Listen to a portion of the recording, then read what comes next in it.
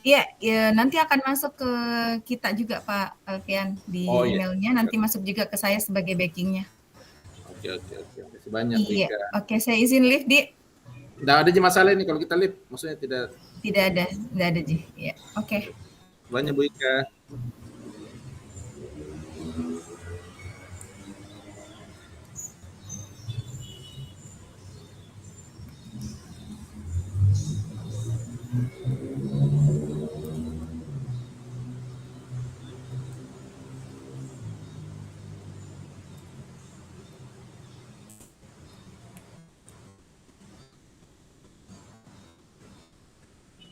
Mana nih teman-teman yang lain Bapak Ibu?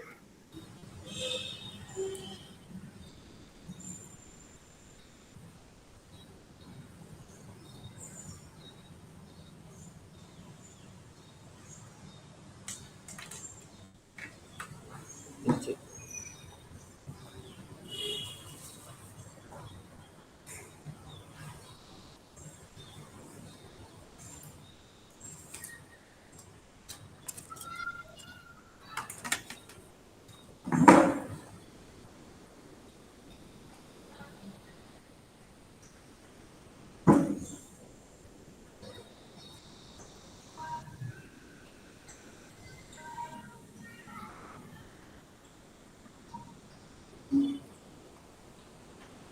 Tes.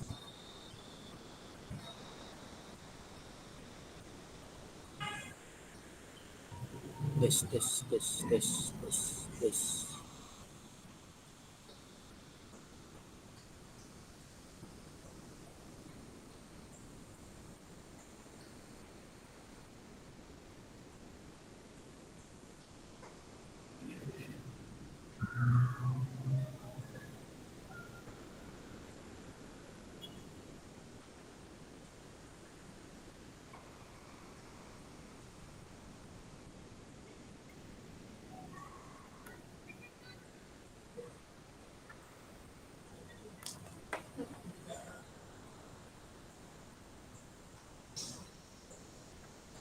Ini login pakai PMM semua di Bapak Ibu ya? Iya Pak. Iya. Iya Pak. Iya Pak.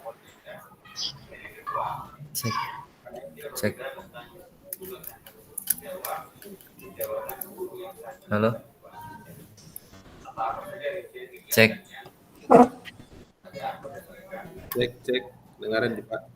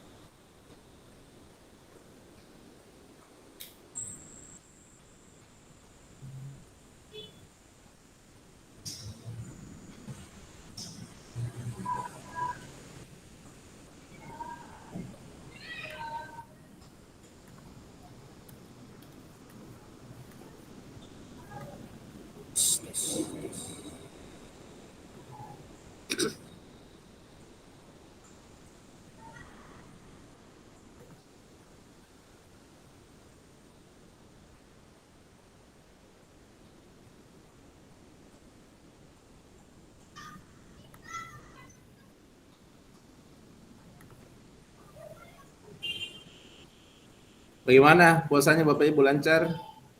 Alhamdulillah Pak. Kalau ada yang tidak puasa boleh jadi disiapkan kopinya, Di.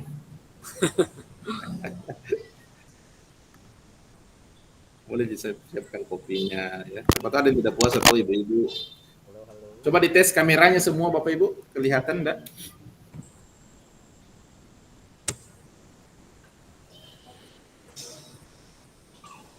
Ibu Kasma, bisa Ji ya.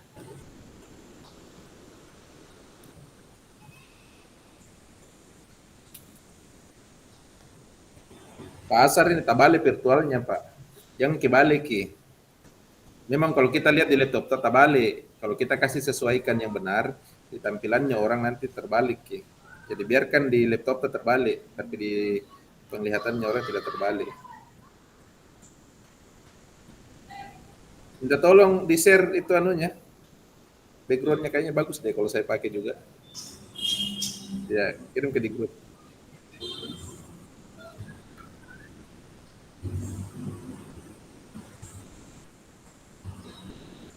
Siapa yang kirim? Pak Sadli ya?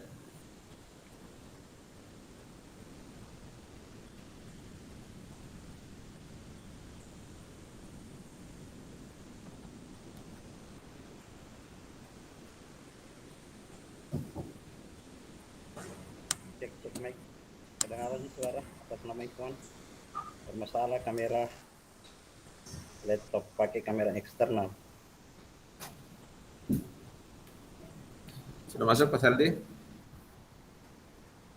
Oh iya, kasih banyak Pak. Coba dikabari lagi yang lain Bapak Ibu, supaya bisa segera bergabung.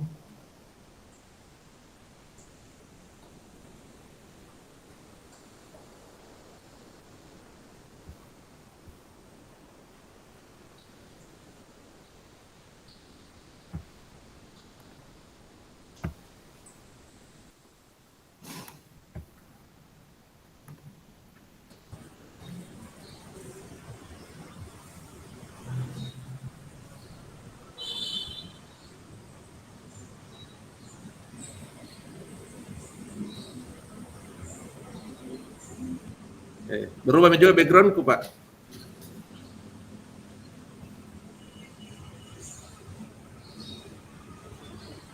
Ini kita harusnya ada berapa orang ini? Yang PP, siapa saja PP-nya di sini?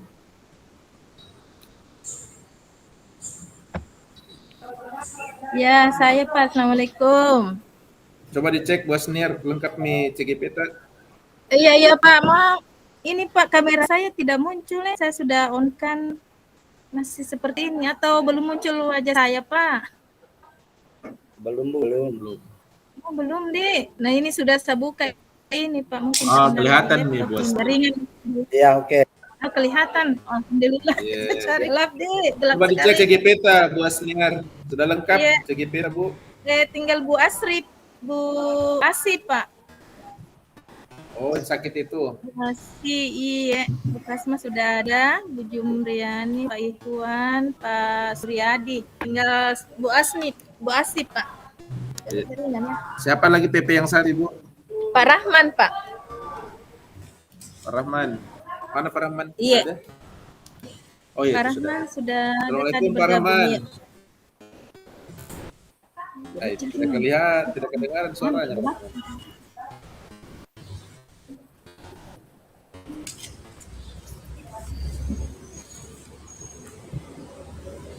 Ya. Iya, Bu Asih sudah Ya, Bu Asih sudah bergabung Bu Asih. Oke. Pak Rahman, bagaimana CGP Pak? Sudah lengkap?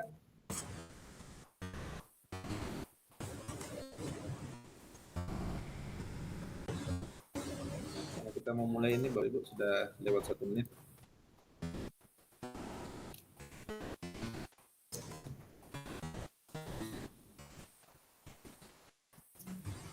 Oke, kita mulai saja ya, Bapak Ibu. Bismillahirrahmanirrahim. Assalamualaikum warahmatullahi wabarakatuh. Waalaikumsalam.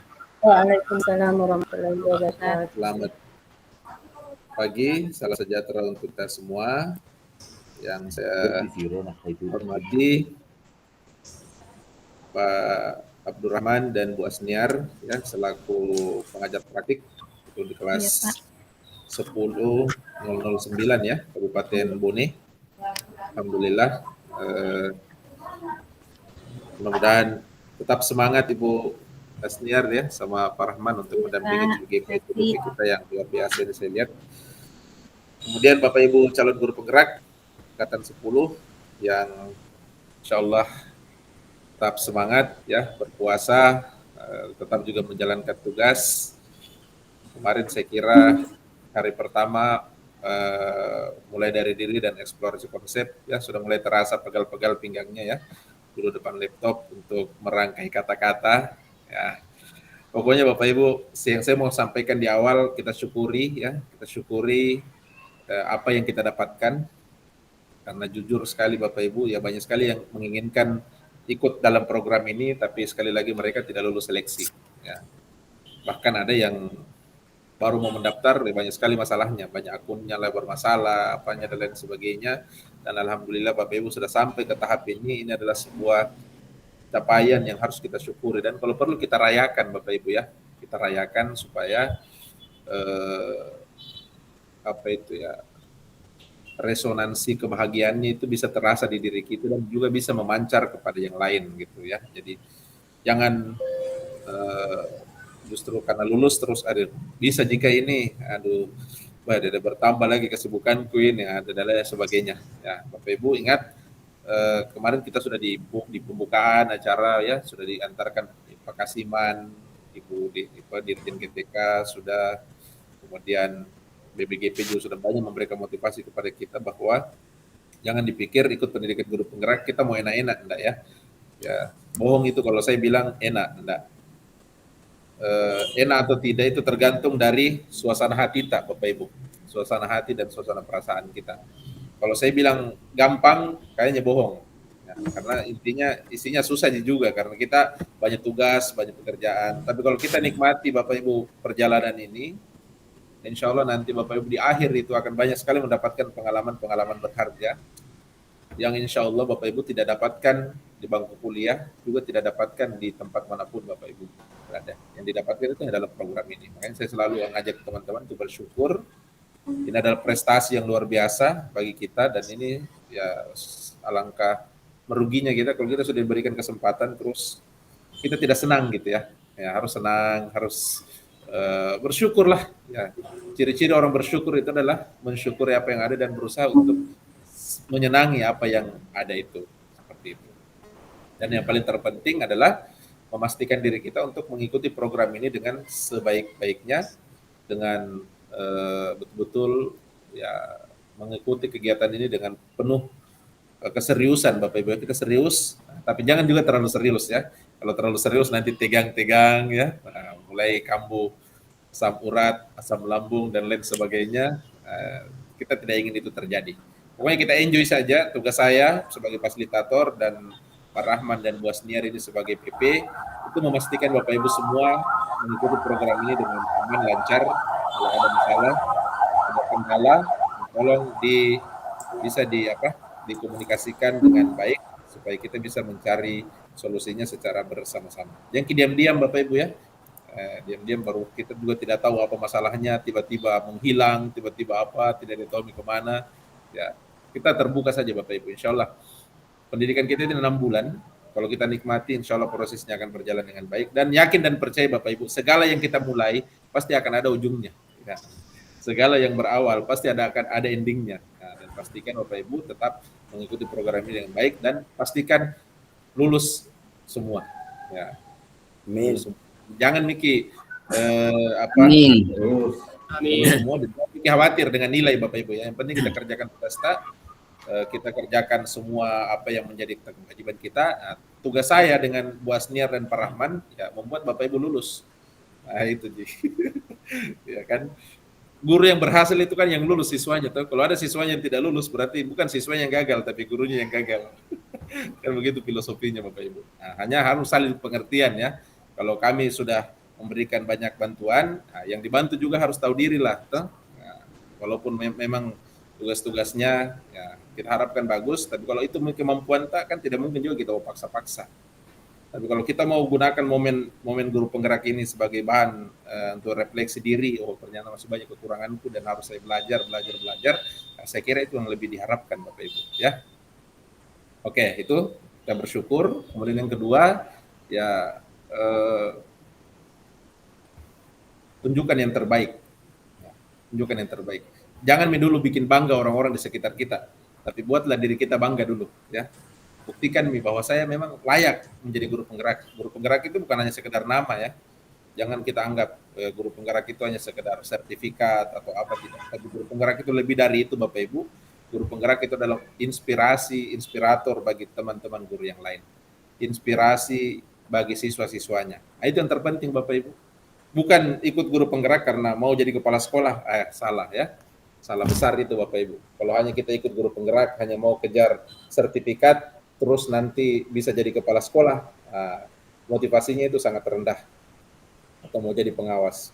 Bukan itu Bapak Ibu motivasi kita. Tapi motivasi kita adalah, yang pertama saya ingin ikut program pemerintah, saya ingin belajar. Kemudian yang kedua, ya, saya ingin berkontribusi banyak di sekolah saya, di siswa-siswa saya, sehingga ya, siswa-siswa saya, guru-guru saya itu banyak yang terinspirasi, termotivasi dengan keberadaan saya di sekolah yang berstatus sebagai ya, calon guru penggerak. Ya, kalau guru penggerak kan masih lama, nanti setelah pendidikan selesai baru berstatus itu. Tapi sebagai calon guru penggerak, ya kita sudah mulai menunjukkan bahwa memang kita ini sebagai guru yang betul-betul semangat, betul bisa menjadi panutan lah untuk teman-teman guru yang lain yang ada di, apalagi siswa kita. Ya, kalau saya selalu mengatakan ke guru saya, ke teman-teman guru itu, apa sih indikatornya guru yang berhasil?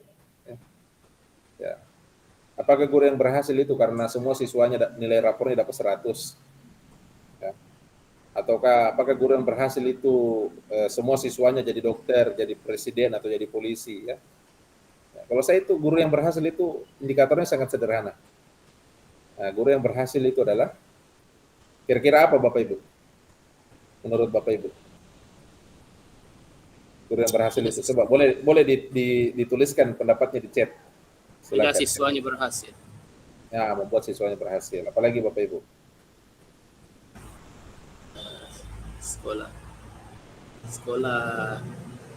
Sekolah dan dirinya juga berhasil.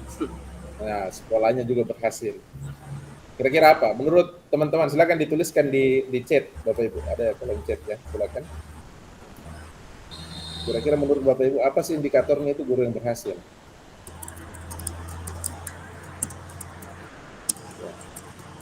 Sudah ada tadi Pak Suardi, ya, guru yang membuat siswanya ikut berhasil. Atau guru yang sukses. Apa sih kira-kira menurut Bapak Ibu?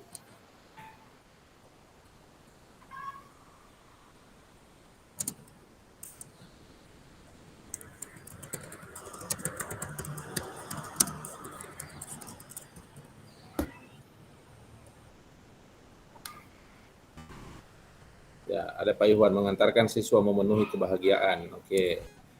Apalagi? Guru yang berhasil adalah guru yang mampu menciptakan perubahan ke arah yang lebih baik. Oke. Mas Adli ya. Mampu membuat perubahan. Pak Imran, guru yang mendapat menginspirasi ilmunya kepada siswa. Oke. Guru yang bisa mengarahkan hal-hal yang baik. Wah, ini bagus semua ini. Guru yang mampu menerapkan disiplin. Oke. Lagi, masih guru yang berhasil adalah guru yang menuntut peserta memuliakan dirinya dan bersikap mandiri. Apalagi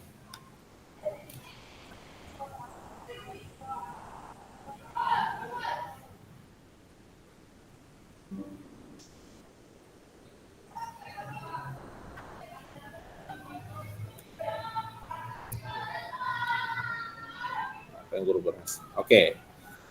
Nah, ini semua bagus ya. Guru yang mampu membawa siswanya berhasil dan sukses, guru yang bisa mengembangkan karakter siswanya ya. Ya, oke. Kalau saya Bapak Ibu sederhana, guru yang berhasil itu adalah guru yang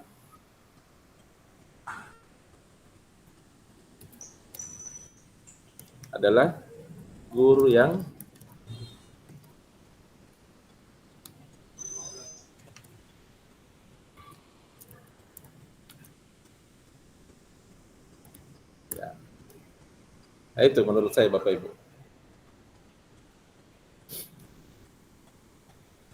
Ya.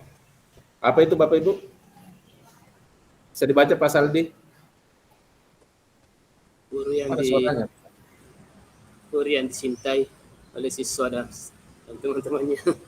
Nah, ya, jadi guru yang berhasil itu adalah guru yang berhasil merebut cinta siswanya, bisa merebut cinta teman-teman gurunya di sekolah.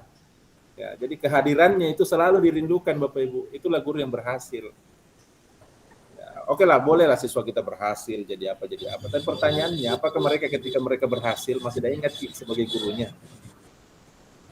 Nah, itu kan yang paling penting Bapak Ibu. Jadi keberhasilan jadi guru itu jangan kita bermimpi, saya ngajar hari ini hasilnya besok akan dilihat. Tidak seperti itu Bapak Ibu.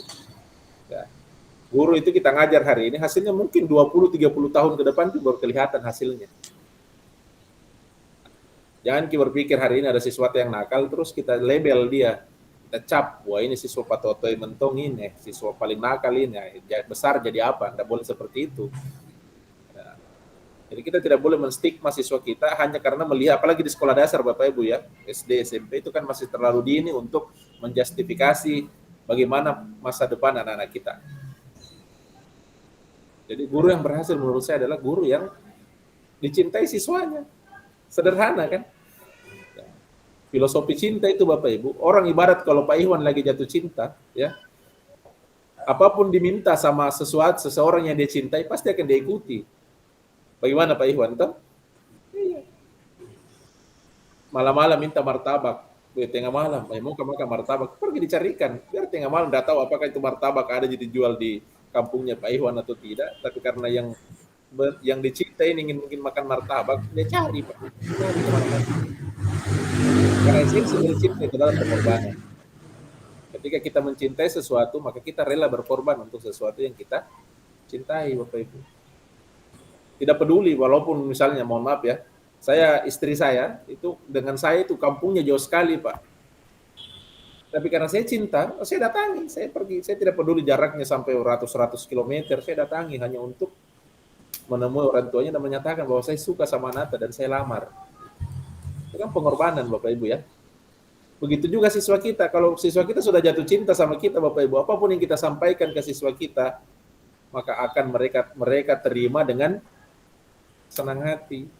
Kenapa banyak guru yang tidak berhasil mentransfer ilmunya ke siswa? Karena guru menyampaikan sesuatu, tapi siswa bilang, deh, kayak gitu guru. Suruh kita datang cepat, baru dia terlambat.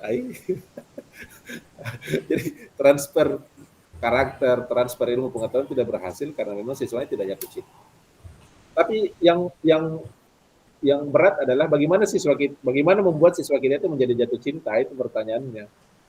Bapak Ibu ya, itu yang berat. Karena harus ada cara-cara tertentu, ada sebab-sebab tertentu yang kita berikan kepada kepada siswa kita atau kepada guru kita, sehingga mereka itu merasa senang kepada kita. Kalau kita sering datang terlambat, di sekolah paling malas, ya, mohon maaf ya, kalau di sini tidak ada. Kira-kira care tidak orang kepada kita dengan pribadi seperti itu kan tidak mungkin. Tapi kalau kita menjadi pribadi yang berprestasi di sekolah dan pekerjaan kita yang selalu berupaya untuk maksimal bekerja, apalagi ada teman atau siswa kita butuh bantuan, kita selalu hadir memberikan bantuan tanpa diminta, maka yakin dan percaya Bapak Ibu, kita akan menjadi guru yang betul-betul akan dirindukan oleh siswa-siswa kita di sekolah. Itu pengantar dari saya Bapak Ibu. Kemudian yang kedua ya, kita bersolawat kepada Nabi. Islam semua di sini Bapak Ibu ya. Alhamdulillah. Angkatan 7 kemarin saya tugas di Toraja Bapak Ibu. Semua CGP saya itu agama Kristen. Jadi saya sendiri agama Islam di dalam. Toraja. Tapi alhamdulillah saya banyak juga belajar dari teman-teman dari Toraja. Ya. Kita bertukar. Kan ini universal. Ilmu guru penggerak itu universal. Tidak melihat agama ya. Jadi semua yang kita pelajari itu insya Allah bisa dipakai oleh kalangan. Nah, kita bersalawat kepada Nabi Muhammad. Mudah-mudahan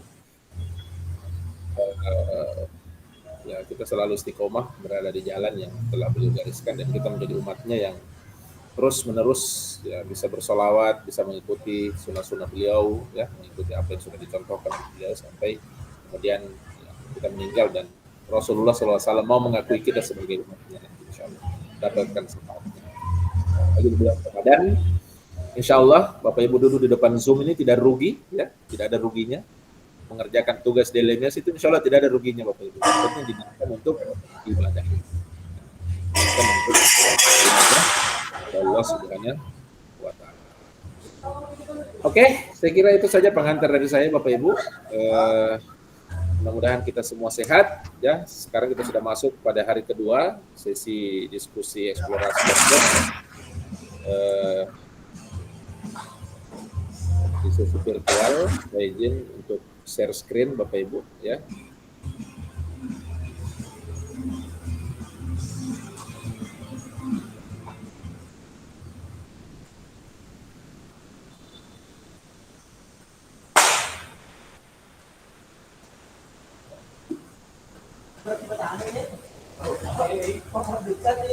Ada chat tele. Kenapa itu Pak Serdi? Sudah kelihatan Bapak Ibu? Sudah Pak. Sudah Pak. Sudah Pak. Sudah Pak. Ibu, sekarang kita sudah berada di eksplorasi konsep modul 1.1, forum diskusi tentang refleksi kritis tentang KHD Bapak Ibu, ya. Oke, nah Bapak Ibu, kita akan melalui ini ya kurang lebih sekitar sampai pukul 12 lah ya, sampai pukul 12. Mudah-mudahan kita semua senantiasa sehat, mengikuti kegiatan ini dengan lancar, dengan baik. Insya Allah kelas kita ini akan saya pandu ya, kurang lebih 2 JP. Mungkin ada yang perlu juga berkenalan dengan saya Bapak Ibu. Nah, nama saya itu Alfian Sahrudin. Mungkin Bapak Ibu sudah tahu semua nama saya. Itu saya lahir di Desa Ulipai. Bisa minta tolong dimatikan dulu mic-nya Pak. Biar tidak mengganggu yang lain. Ya, bocor ke. Ya. Di Ulipai, Sulawesi Tenggara Bapak Ibu ya. Jadi saya di Sulawesi Tenggara 23 Februari 1986. Ya, mungkin ada yang seumuran dengan saya, mungkin senior ya. Enggak apa-apa, kita sama-sama belajar atau adik-adik ya. I1 itu di pendidikan sekolah dasar ya, PGSD di Universitas Negeri Makassar UNM tahun 2010. Dari angkatan K. Kemudian S2 pendidikan IPS di STKIP Pembangunan Indonesia, sekarang namanya Universitas Patompo ya. 2018 selesai, kemudian S2 saya yang kedua itu pendidikan dasar di Universitas Bosowa, selesai baru kemarin selesai, baru mau wisuda ini bulan 4. Kemudian S3 saya alhamdulillah selesai bulan Januari kemarin 2024 dan sudah wisuda juga. Ya, jadi 1 tahun ini 2 kali wisuda karena waktu saya pendidikan S3 menunggu proses penelitian S3 yang cukup panjang. Saya lanjut lagi kuliah S2 Bapak Ibu di Universitas Bosowa. Jadi di tahun yang sama 2024 bersamaan selesai. Bahkan S3 saya duluan selesai daripada S2 saya yang kedua. Itu tadi saya bilang, kita menjadi guru itu adalah menjadi inspirasi bagi siswa-siswa kita, menjadi teman-teman guru kita di sekolah. Jadi lakukanlah hal-hal yang kira-kira itu ketika kita sampaikan ke siswa kita, ke guru-guru kita, itu mereka itu bisa mengikuti Bapak Ibu ya. Bisa mengikuti karena kita sudah mencontohkan lebih awal ya. Apalagi ketika kita berbicara tentang filosofi pendidikan Ki Hajar Dewantara, maka ada yang kita kenal dengan Ingarso Suntulodo ya, dari depan menjadi teladan. Maka seorang pendidik itu haruslah menjadi teladan bagi siswa dan guru-guru yang lain. Makanya saya sekolah Bapak Ibu, saya belajar. Guru SD bisa kan jadi dokter ya, bisa. Ya. Uangnya dari mana? Ya dari sertifikasi saya, dari tunjangan sertifikasi, itu juga yang saya pakai untuk biaya kuliah, karena saya tidak pakai beasiswa. Kemudian rumah, saya tinggal di Kabupaten Goa, Bapak Ibu. Jadi kalau misalnya jalan-jalan ke Makassar, mau ke rumah, ya saya di Goa, tinggal di Patalasa. Ini nomor HP saya, email, ada juga Twitter, ada Facebook, Bapak Ibu. Sepatu mau berteman Facebook, mau melihat aktivitas saya, dan ada juga Instagram, Bapak Ibu. Ya, itu. Kemudian saya juga rajin menulis, Bapak Ibu ya. Saya suka menulis. Dan nanti bisalah di kelas kita kalau mau bikin kelas menulis, nanti kita gabung dengan kelasnya yang kelas 010 ya. Kita bikin pelatihan menulis dan saya kawal tulisan kita sampai menjadi buku ya. Jadi kalau mau jadi penulis bisa, karena saya juga ini ya, biasa Tonji mendampingi guru-guru untuk melakukan aktivitas pelatihan menulis. Ya. Oke, itu motivasi saja dan beberapa pengalaman ya. Ini pengalaman sebagai pembicara, alhamdulillah sejak jadi guru 2011, saya memang mendedikasikan diri saya untuk banyak belajar, ikut-ikut pelatihan, kegiatan kementerian, dan banyak sudah terlibat sebagai pembicara simposium ya, publikasi hasil ini seminar nasional ya, internasional juga sudah ada beberapa kali menjadi pembicara. Kemudian prestasi ini ada beberapa ya. Yang terakhir kemarin itu ada inovasi saya yang lulus sebagai top inovasi pelayanan publik top 99 di Kemenpan RB, Bapak Ibu. Nah, itulah yang saya bilang. Jadi saya selalu berupaya untuk menunjukkan sesuatu yang yang bisa menginspirasi lah siswa-siswa saya, sehingga ketika saya meminta siswa saya berprestasi ya, memang gurunya sudah berprestasi lebih duluan. Jadi tidak ada kata-kata saya mengatakan, nah suruh berprestasi baru gurunya, tidak ada prestasinya. Ya, jadi itulah yang disebut dengan inspirasi, atau ada tokoh yang pernah mengatakan pembelajaran yang terbaik itu bukan memberitahu ya, bukan hanya sekadar menuntun, tapi harus menginspirasi. Karena kebanyakan orang berubah hari ini itu bukan karena ini, tapi karena memang dia terinspirasi dengan seseorang. Dia melihat ada tokoh, kemudian dianggap tokoh itu bagus, dia ikuti. Seperti sebagaimana kita ya, teladan kita ya Rasulullah SAW. Kenapa kita sampai hari ini masih bisa berbuat baik, masih bisa melakukan hal-hal baik? Karena memang kita terinspirasi dengan tokoh panutan kita, yaitu Rasulullah SAW dan tokoh-tokoh yang lain ya, yang kita anggap itu layak untuk dijadikan sebagai inspirasi. Ya, kemudian ya pengalaman sebagai fasilitator ya, ini ada beberapa, alhamdulillah. Tahun 2020-2021 pendidikan guru penggerak angkatan pertama itu Kabupaten Bone melaksanakan. Alhamdulillah saya menjadi pengajar praktik di sana. Saya PP ya, PP angkatan 1. Ya, CGP saya waktu itu mungkin ada yang kenal, Ibu Marhawa, Ibu Mariam, ya, Ibu Reskiana, Ibu siapa lagi? Ada juga dari TK Sidik ya, Ibu. Saya lupa siapa namanya. Ada 2 orang ya, ibu-ibu di sana. Dan beberapa ya pengalaman. Saya bilang Bapak Ibu, ya walaupun kita guru SD ya, tapi kita juga bisa berkiprah sampai ke level internasional bahkan. Dan itu sudah saya buktikan, saya banyak ikut terlibat di berbagai macam kegiatan, dan alhamdulillah sekarang juga sudah dipercayakan menjadi fasilitator guru penggerak. Ini sudah tahun kedua ya. Kali kedua saya menjadi fasilitator guru penggerak untuk mendampingi pendidikan guru penggerak yang pertama itu angkatan 7 Kabupaten Toraja, kemudian sekarang ya di Kabupaten Bone. Sebelumnya sebagai pengajar praktik di Kabupaten Bone juga ya, di tahun 2020 itu PGP angkatan 1. Kalau kita sekarang kan sudah angkatan 10 Bapak Ibu, coba bayangkan. Ya, baik lamanya ini program pendidikan guru penggerak berjalan, dan alhamdulillah ini sudah sampai ke angkatan yang 10. Kalau Pak Rahman kayaknya angkatan keberapa Pak Rahman? Angkatan ke-5 ya? Pak Rahmat sama Bu siapa tadi ya? Angkatan ke-4, Pak. Oh, angkatan ke-4 ya. Yeah. Siapa pengajar praktik tadi dulu? Bu Nirma Santi, orang Bone, Pak. Bu Nirma. Kalau Pak Rahman? Pak Rahman kurang tahu juga, Pak. Angkatan ke-4 juga, Pak, tapi PP-nya kurang tahu juga, Pak. Iya. Itu ya Bapak Ibu ya. Kalau di sini dulu Pak angkatan pertama ada di SMP 1 Tampone, tapi Ibu siapa lagi namanya itu? Yang anunya dulu Bapak bersamaan PP di Bone. Ibu siapa lagi? Iya. Jadi alhamdulillah ya. Jadi maksudnya semangat Ki Bapak Ibu. Kalau di Bone itu saya insya Allah tidak hilang kalau di Bone. Ku hafal itu. Keliling Kak, ku datang itu semua kabupaten-kabupaten, kecamatan-kecamatan. Keliling memang waktu itu kita ya. Saya sampai ke Kahu, ke mana lagi tuh yang menuju ke Lamuru ya, ke Jangale, ke apa lagi? Mare, Cina ya, kita keliling betul itu sampai ya banyak daerah yang saya tidak tahu lagi apa namanya. Yang jelas kalau di Bone insya Allah tidak tersesat Kak. Dan minggu lalu itu saya dari Bone Bapak Ibu, saya ke Bone. Hari apa itu? Saya ke Bone. Ada kegiatan bulan lalu itu juga saya di Universitas Andi Sudirman, ada pelatihan guru-guru Kemenak, guru-guru agama. Saya jadi pelatihnya, saya latih mereka tentang pembuatan soal KM ya, standar HOTS, khusus untuk guru-guru PAI, se-Kabupaten Bone. Saya melatih sekitar 500-an lebih guru-guru PAI Kabupaten Bone waktu itu, 2 hari di aulanya Universitas Sudirman yang di Jalan Yosudarso yang menuju Bajoe.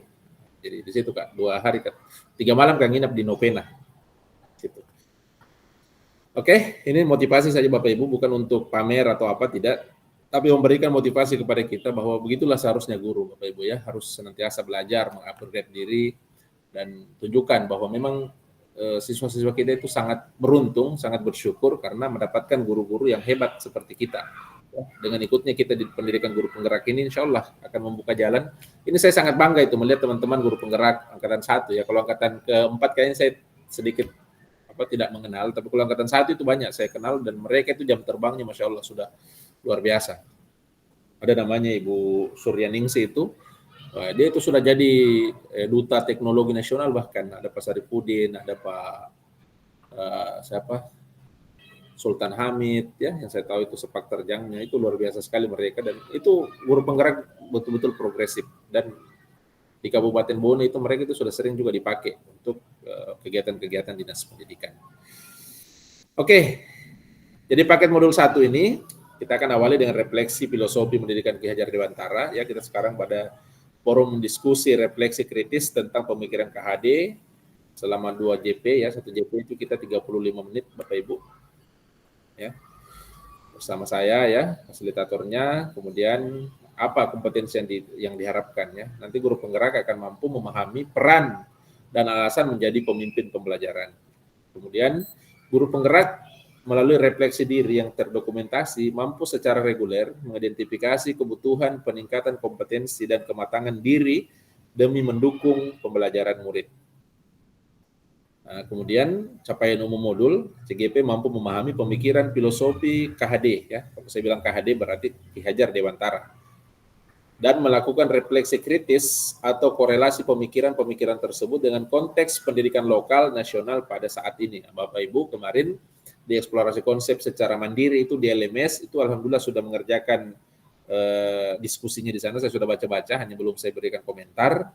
Tapi paling tidak Bapak Ibu itu sudah melakukan kajian ya, diawali dengan menonton film ya, membaca ini dan lain sebagainya. Kemudian Bapak Ibu disuruh untuk memberikan argumentasi terkait apa yang sudah Bapak Ibu tulis, apa yang sudah Bapak Ibu buat nonton, apa yang sudah Bapak Ibu baca.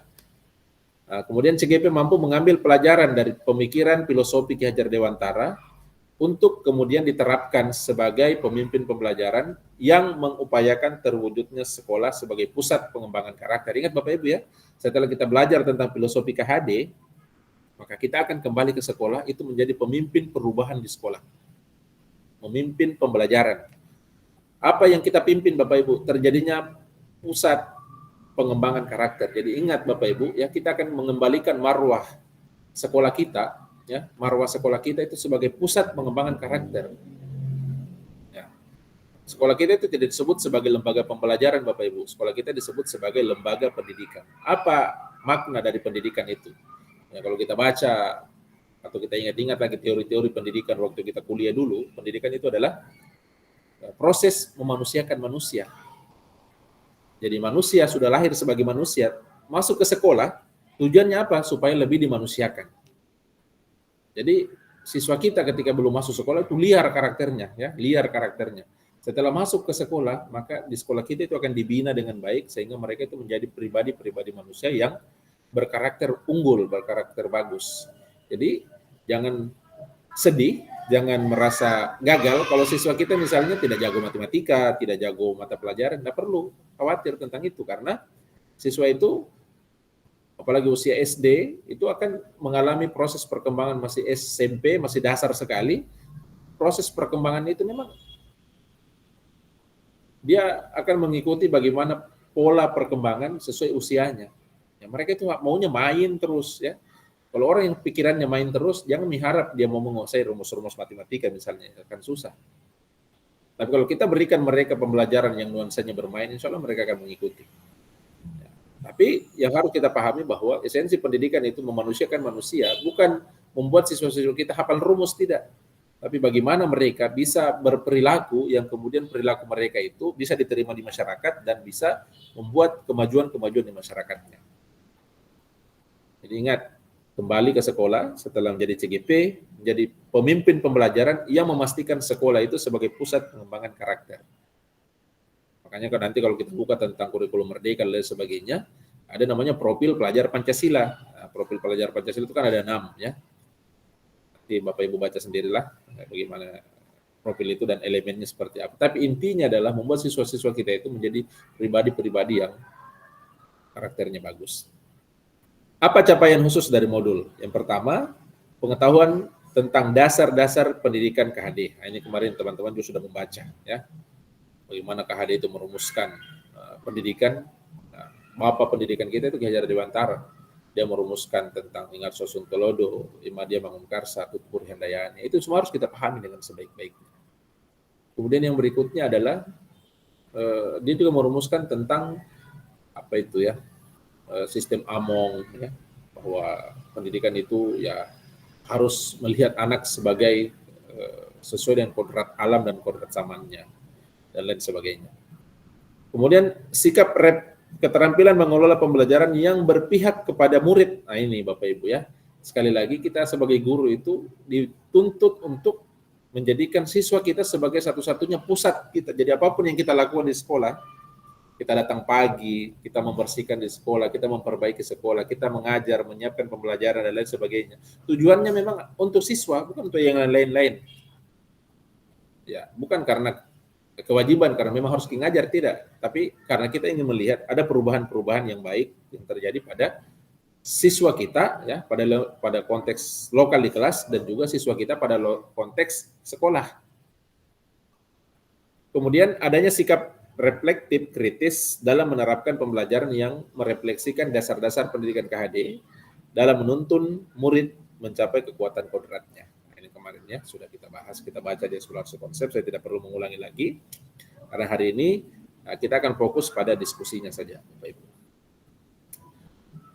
Oke, ini agenda kita sampai pukul 12 nanti, pembukaan, refleksi kritis CGP ya sekitar 30 menit nanti, dialog, diskusi tanya jawab, kemudian refleksi dan umpan balik, dan penutup dan juga foto-foto Bapak Ibu ya. Ini yang paling bagus. Kalau sudah sesi penutup, biasanya itu paling ditunggu oleh CGP ya, karena sudah mau keluar gaya-gaya fotonya semua. Ya. Karena kalau sudah foto, mau dijadikan status WA. Dan memang harus ke Bapak Ibu ya, jadikan story, jadikan apa. Kalau perlu nanti bikin ke portofolio. Nanti Bapak Ibu PP didampingi CGP-nya untuk membuat portofolio itu ya, yang di Google Site. Jadi semua dokumentasi apa bisa mereka masukkan ke situ, tugas-tugas dan sebagainya, dan itu bisa menjadi portofolio pribadi ya, Google Site. Ini nanti PP-nya yang arahkan. Oke, pembukaan. Ya, tadi kita sudah buka. Sekarang peserta mampu memberikan perspektif reflektif kritis tentang pemikiran filosofi KHD yang Bapak Ibu sudah bahas di LMS-nya ya, LMS PMM itu. Nah, sekarang kita akan diskusikan ya. Oke, ini alurnya tadi sudah. Oke, kita bikin kesepakatan belajar dulu. Oke, kita sepakati ya 6 ini. Jadi seluruh peserta memiliki kesempatan untuk berpendapat. Setuju Bapak Ibu? Halo? Setuju, Pak. Jadi semua peserta wajib berpendapat, pendapatnya secara lisan maupun pendapatnya secara tertulis. Ya, kalau disuruh Ki berbicara, Ki ambil ke peluang untuk berbicara.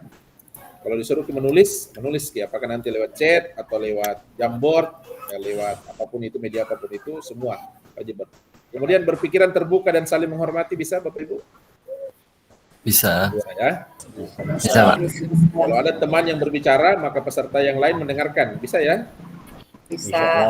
Nah, ini yang penting ini. Kalau misalnya tidak bicara, Ki, matikan mic. Kalau disuruh Ki bicara, baru nyalakan mic supaya tidak terganggu. Jangan sampai biar ayam lewat di situ kedengaran tong gitu. Ya. Kemudian berpendapat setelah dipersilahkan. Ini saya kira ini jelas ya, Bapak Ibu. Selanjutnya berpartisipasi penuh dalam proses. Ya, jangan sampai ada yang tidur, apalagi ini lagi puasa ya, bisa jadi ada yang tidur ini. Kemudian mengikuti sesi kelas dengan perasaan yang gembira. Harus happy Bapak Ibu ya. Apalagi ini lagi puasa-puasa, kalau kita tidak happy, mengantuk-mengantuk juga nanti. Oke, dibungkus Bapak Ibu ya kesepakatan belajarnya. Iya, Pak. Siapa? Ini kesepakatan kita ya. Siapa? Iya. Ditambah kesepakatan-kesepakatan yang lain ya. Misalnya kalau mau mematikan kamera, kalau bisa jaringannya kurang bagus, ya izin ya. Tapi kalau bisa selama proses Zoom, kameranya tetap harus menyala Bapak Ibu ya. Karena ini kan terekam, jangan sampai nanti ada tim pemantau dari luar mau melihat video kita hari ini, rekamannya nanti kenapa ini? Nah, dan alasannya juga tidak, ya itu aturan tidak tertulis, tapi itu saya kira kita sudah paham ya. Bagaimana kalau Zoom itu ya semua harus hadir. Gitu. Oke, refleksi kritis CGP. Nah, ini yang akan kita refleksikan Bapak Ibu. Boleh di screenshot dulu Bapak Ibu. Ya, kita screenshot dulu. Kemudian nanti akan kita tuangkan di dalam Jamboard. Sudah di screenshot Bapak Ibu? Atau dipoto dulu lah. Supaya nanti kalau kita menjawab bisa. Oke, saya akhiri dulu share screen-nya. Saya akan coba masuk di Jamboard-nya Bapak Ibu ya. Saya stop dulu. Saya akan buatkan Jamboard. Nah, isinya adalah pertanyaan reflektif tentang itu dan Bapak Ibu silakan nanti menuliskan jawabannya. Menuliskan jawabannya pada kolom-kolom yang sudah tertera di dalam Jamboard.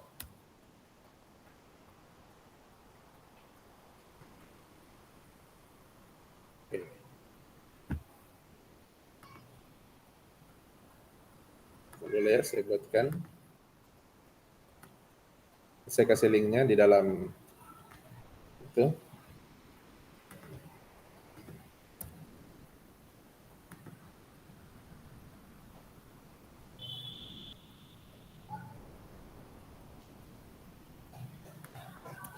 Nanti PP-nya juga bisa dibantu ya, siapa tahu ada CGP yang bermasalah, tidak bisa buka Jamboard. Jadi ini PP, usahakan setiap kegiatan rukol usahakan hadir supaya kita bisa tahu apa masalah-masalah yang terjadi di CGP kita. Walaupun sebenarnya tidak ada keharusan ya, tapi kalau mau hadir itu lebih bagus lagi supaya kita bisa tahu, bisa melihat apa yang menjadi kebutuhan CGP kita nanti. Kalau ada yang kurang-kurang, nah itu nanti kita eksekusi di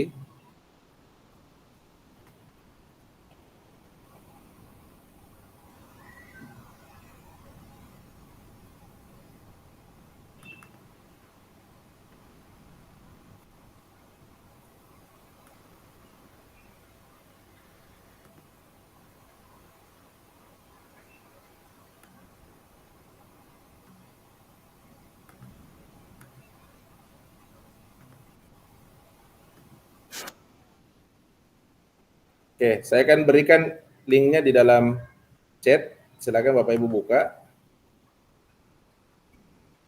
Ya. Dan mulai mengisi.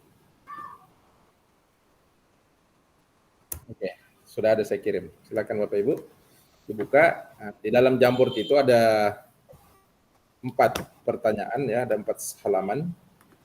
Silakan masuk untuk mengakses.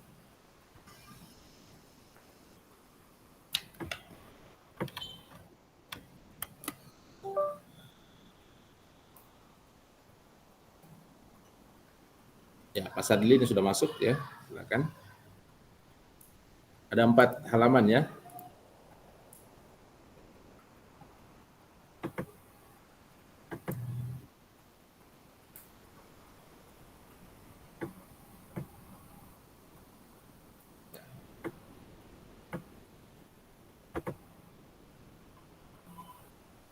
Bagaimana caranya Bapak Ibu? Tunggu ya, ambil ke sticky note. Nah, kemudian tuliskan jawaban tadi sticky note itu.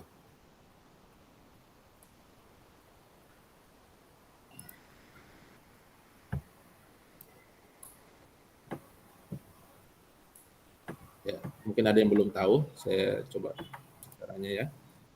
Nah, bagaimana caranya Bapak Ibu?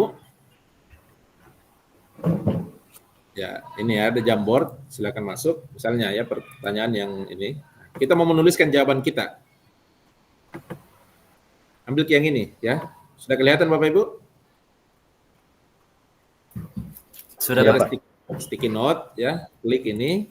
Nah, kemudian tulis nih jawaban. Tapi sebelum menulis jawaban, tulis nama dulu, misalnya Pak Alfian. Sekarang apa komentar tak tentang itu? Misalnya, apakah pertanyaannya ini?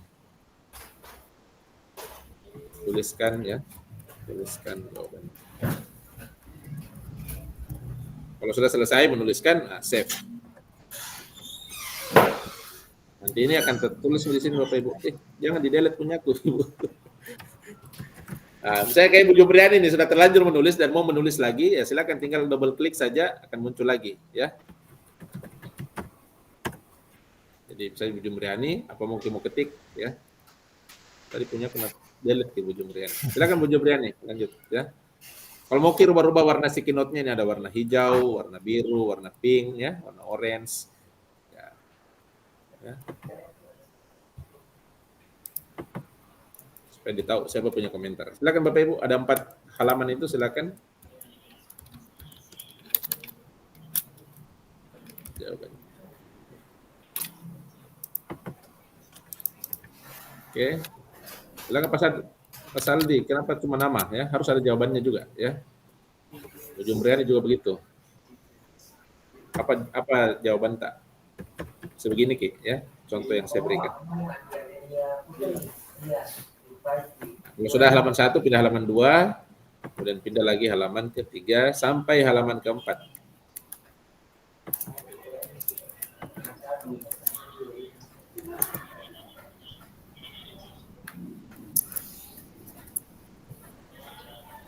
Sampai halaman ke-4. Nah, ini bisa juga kita pakai Bapak Ibu ya, Jamboard ya. Kalau mau misalnya mengajar Zoom, pelatihan bisa pakai Jamboard. Wah, ada yang sudah halaman ke-4 ini. Siapa ini?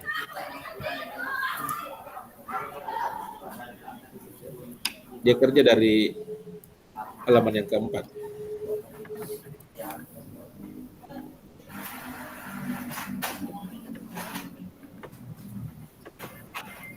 Kerjakan ke semua Bapak Ibu ya. Nah, Pak Iwan Nur ini sudah ya. Nah.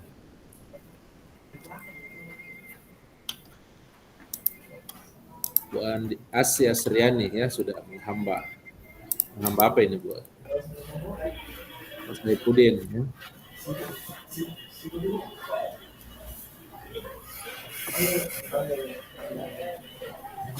Oke. Halaman 3 juga, halaman 2, halaman 1. Ada 4 halaman Bapak Ibu. Silakan Bapak Ibu dituliskan dulu. Ini misalnya banyak sekali namanya. Apa-apa, ini kan masih tahap awal ya, baru pertama kali mungkin menggunakan. Silakan. Pak, dibatasi ke karakternya?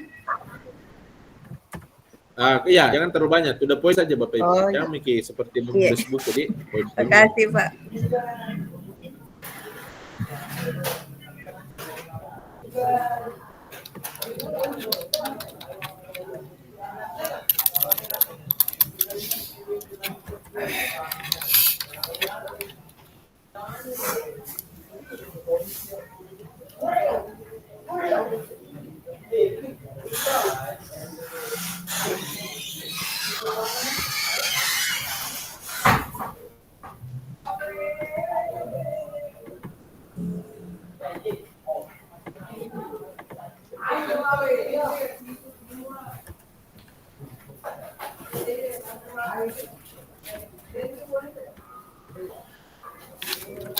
Ya, silakan Bapak Ibu. Ini Pak Saipudin. Nah, Saipudin ini sudah lancar ini Pak Saipudin. Ibu Jumriani juga, alhamdulillah ini sudah.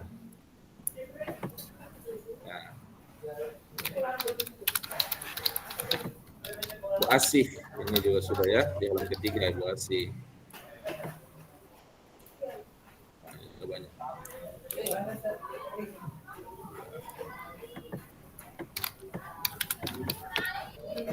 Isma.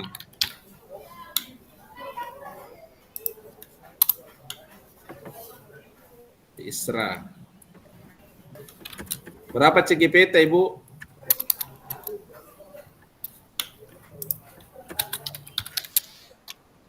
Iya Pak, 5 Pak.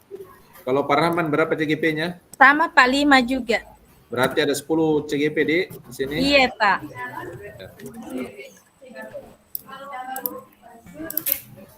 Berarti nanti di sini ada 10 slide. Ada 10 sticky note. Bisa juga kalau mau rubah-rubah warna, kan? Pas saya ipodin ini, saya mau rubah warnanya menjadi warna biru. Ya. Berubah, kan? Berarti misalnya saya kasih warna hijau. Supaya lebih cantik, Ibu Asi karena perempuan, saya kasih warna pink. Pak Iwan, saya mau kasih warna orange. Nah, cantik kelihatan. Gitu ya. Sebenarnya warnanya state background ya. Masih.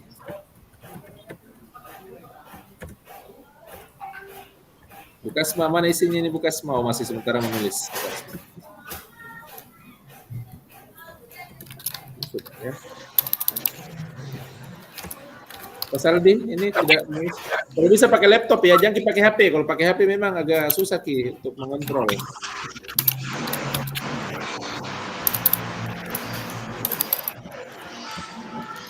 Siapa yang share screen ini? Saya deh. Permisi Pak. Ya Pak Limran, kenapa Ki? Mohon maaf Pak. Kami jujur kami belum tahu menulis jawaban yang Bapak maksud.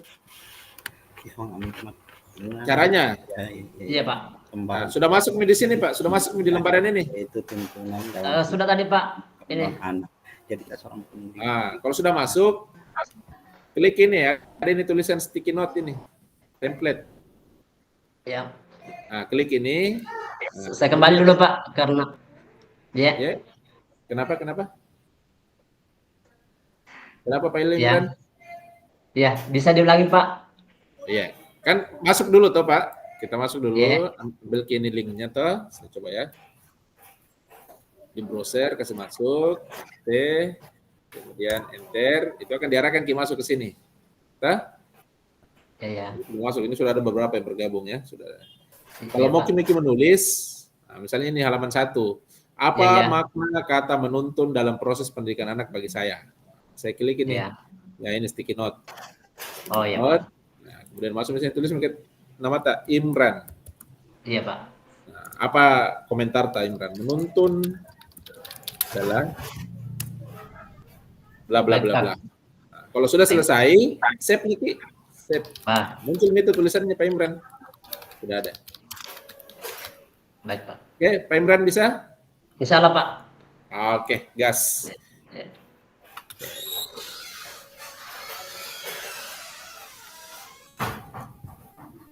Ya. Pak Saldi juga ya sudah selesai nih Pak Saldi. Oke, Pak Ihwan, alhamdulillah. Ihwan ini kayaknya sudah semua mini halaman ambek ya.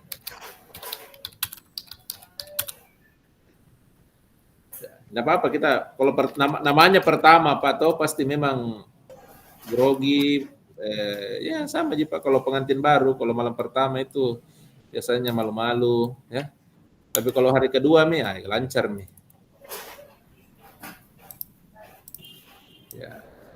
Oke, ini kan sudah banyak ya. Nanti saya ngatur Bapak Ibu ya, kita menulis saja nanti saya ngatur posisinya.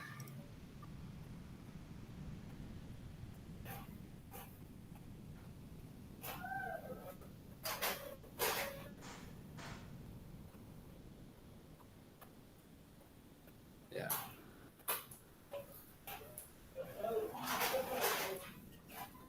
Ya.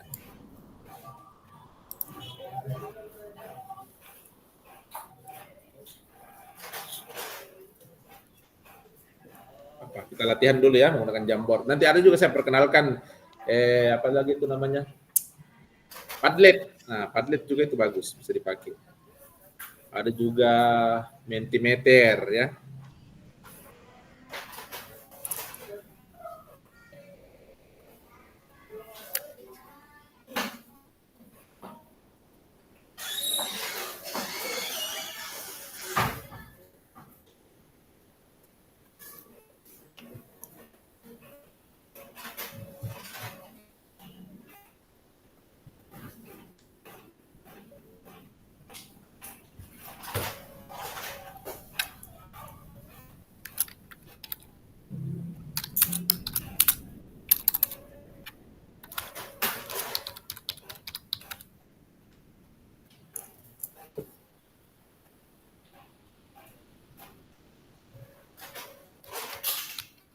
Pak Suardi, alhamdulillah ya. Nah, sudah.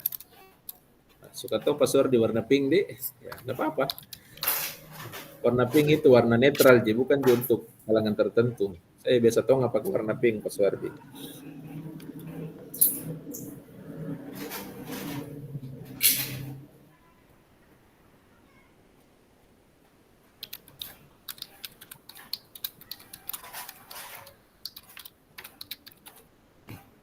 Ya.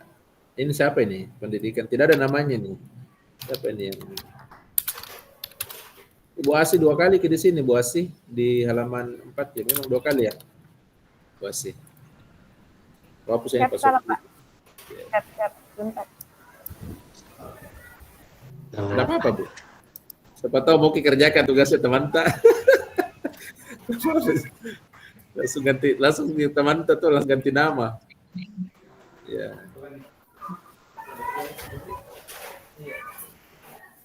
Nah, pasal di sudah juga ya.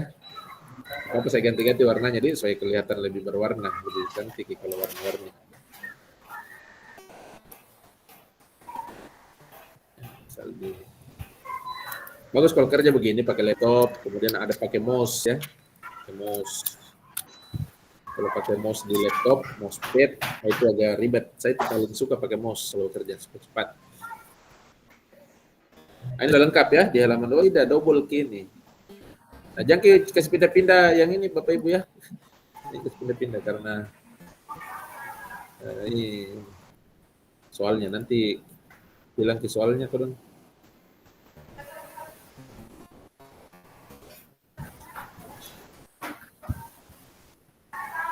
Nah, kalau hari kedua itu lintas semua nih. Ada ya.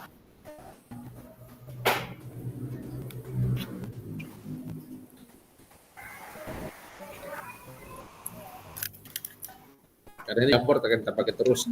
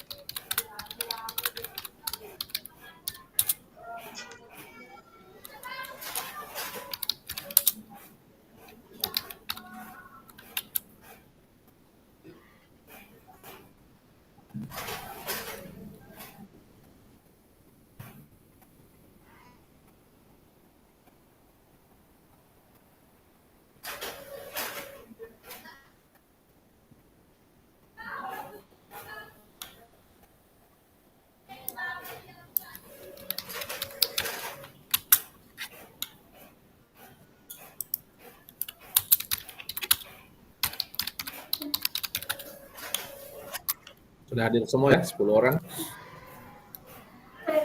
Bu Asi, bagaimana sehat Miki Bu Asi? Pak, siap. Kemarin sakit Ki? Sakit apa Bu Asi? Terlalu ini kalau buka puasa balas dendam kayaknya. Ya terlalu balas dendam Bu, puasa. Ditahu aja lapar tapi pelan-pelan Ki. Sebentar baru kita kenal Bapak Ibu ya, terakhir Ki. Biar dulu saya memperkenalkan diri. Pasti ada yang bertanya, Pak, tidak tanya-tanya kodongnya dari mana Ki, di mana Ki mengajar. Sebentar itu terakhir ya.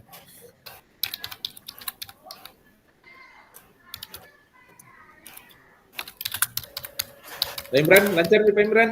Aman gitu? Salah Pak. Baru belajar. Gitu jadi Pak Imran tuh. Pesan pertama begitu menggoda. Selanjutnya terserah Anda. Bulan lalu itu saya di Bone. 3 malam gitu di Hotel Novena. Nginap di situ. Dulu itu angkatan 1 enak. Karena lokakaryanya itu selalu di hotel.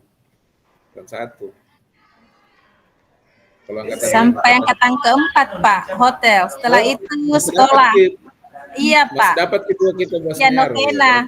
Iya, Pak. Masih beruntung itu Bos Niar. Kalau sekarang itu lokasinya di sekolah, tapi tidak Iya, apa-apa. di sekolah, Pak. Di sekolah kami, Pak, di SMP 1 lokasinya. Bos Niar di SMP 1. Iya, Pak, SMP 1 Atampone.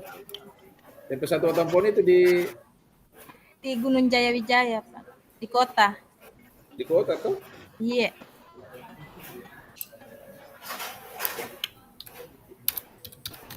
Guru apa Bos Niar? Guru mapel IPS, Pak. Semangat. Iya, Pak. Pokoknya gas. Nanti bisa jalan-jalan ke Bone lagi. Bisa ketemu tah, Bapak Ibu. Oke, Pak. Bagaimana?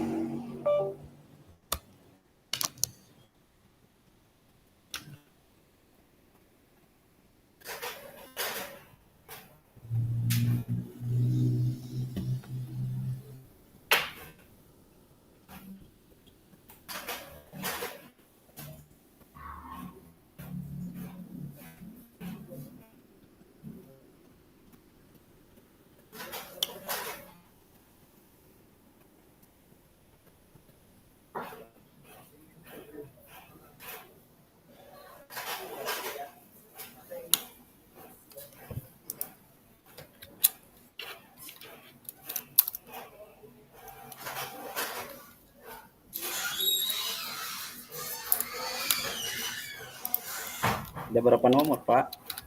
Kosong Ya. 5. 5 Ji, Pak. 5 halaman Ji. Halaman gitu. Iya. Tapi kalau Pak Iwan mau tambah-tambah bisa tunjuk Pak.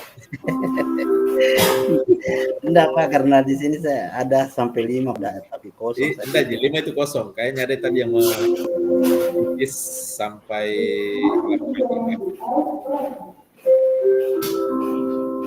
Kali ini sudah. Oke, ini sudah kayaknya di halaman ya.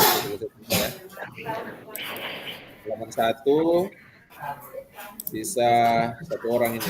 Ya, halaman 1, halaman 2 ini semua. Kemudian tidak ada double. Oh, double ini pasal di halaman 2-nya pasal di.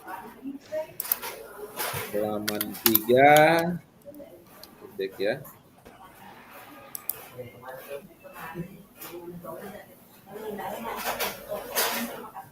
Orang lagi.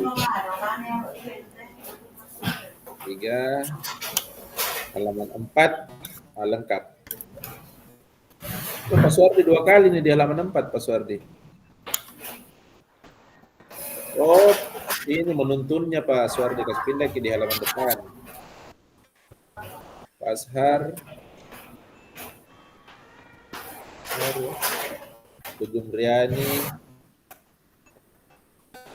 Oke.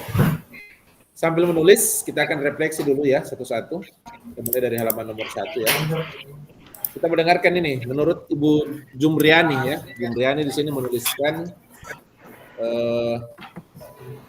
ada tulisannya. Apa maksudnya itu Bu Jumriani di halaman 1? Makna menuntun adalah proses memberikan arahan dan bimbingan dan dukungan. Boleh diklarifikasi jawabannya ini, diberikan penjelasan tentang silakan mic-nya. Ya, baik Pak. Assalamualaikum warahmatullahi wabarakatuh. Waalaikumsalam warahmatullahi wabarakatuh. Makna kata menuntun dalam proses pendidikan anak bagi saya yaitu memberikan arahan, bimbingan dan dukungan kepada anak-anak. Maksudnya seperti apa Ibu itu? Boleh direalkan Bu, contohnya seperti apa? Misalnya dalam aspek apa kita menuntun anak? Misalkan dalam menuntun anak, misalkan ketika memberikan arahan, kalau ada siswa yang atau peserta didik yang melakukan yang tidak yang misalkan dalam proses pembelajaran dia tidak mengetahui, masih kurang paham, kita memberikan arahan, memberikan bimbingan sampai peserta didik tersebut memahami apa yang kita sampaikan. Misalnya kalau kita lagi ngajar, ada yang kurang paham, di situ kita berikan tuntunan, Ya, memberikan pelan-pelan anak-anak itu bisa memahami materi itu dengan baik, sampai kemudian mereka bisa menyelesaikan. Oke, berikan dulu aplaus Toa, Bu Jumriani. Ada itu yang senyum-senyum, bukan di situ Pak Ashar, ada emo di bawah itu, send erection, ya kasih ke di situ, ya begitu Pak Ashar, ya. Oke, kita berikan apresiasi ya. Banyak di situ pilihan, mau ki lope-lope, mau ki apa gitu ya. Oke, saya lihat lagi ya, siapa lagi yang saya mau minta jawabannya. Pak Saldi, silakan Pak Saldi, masih halaman 1 ya. Di sini Pak Saldi menuntun bagaimana guru mengarahkan peserta didik sesuai dengan kodratnya masing-masing. Silakan Pak Saldi. Apa maksudnya itu Pak Saldi? Terima kasih Pak. Waalaikumsalam warahmatullahi wabarakatuh. Salam kenal semua Pak Guru Ibu. Oh, belum bikin coba aku kenal ini. Belum Pak, ada beberapa yang belum. Oh, pantasan masih baku malu-malu. Sebentar nih, baru kita kenalan. Pak, terima kasih. Menurut saya, sesuai yang saya tulis tadi bahwa bagaimana guru mampu untuk mengarahkan peserta didik sesuai dengan kodratnya masing-masing. Maksudnya adalah masing-masing siswa memiliki latar belakang yang berbeda, misalkan masing-masing siswa memiliki kemampuan yang berbeda-beda, masing-masing siswa memiliki situasi dan keadaan belajar yang berbeda-beda. Olehnya itu, sebagai pendidik kita harus mampu melihat situasi tersebut dan sebisa mungkin melahirkan situasi belajar yang betul-betul dibutuhkan oleh masing-masing dari peserta didik kita, Pak. Itu dari saya. Terima kasih. Oke, mantap Pak Saldi ya.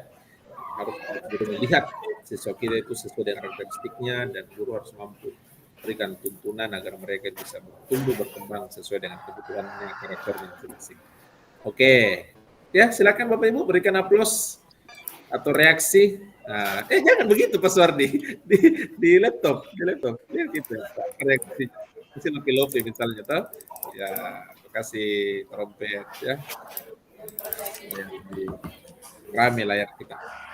Oke, selanjutnya lagi kita pindah ke halaman kedua ya. Kata menuntun. Ya. Bagaimana kata menuntun saya maknai dalam konteks sosial budaya di daerah saya. Nah, ini kita mau lihat ini bagaimana konteks di daerahnya masing-masing. Saya mau lihat di sini ada Pak Ikhwan. Silakan Pak Ikhwan. Di halaman kedua Pak Ikhwan ya. Halaman kedua. Silakan Pak Ikhwan. Ya, boleh dinyalakan mic-nya Pak Ikhwan. Silakan dulu mic-nya. Di-mute, unmute dulu Pak. Ya. Sudah kedengaran Pak? Sudah. Iya.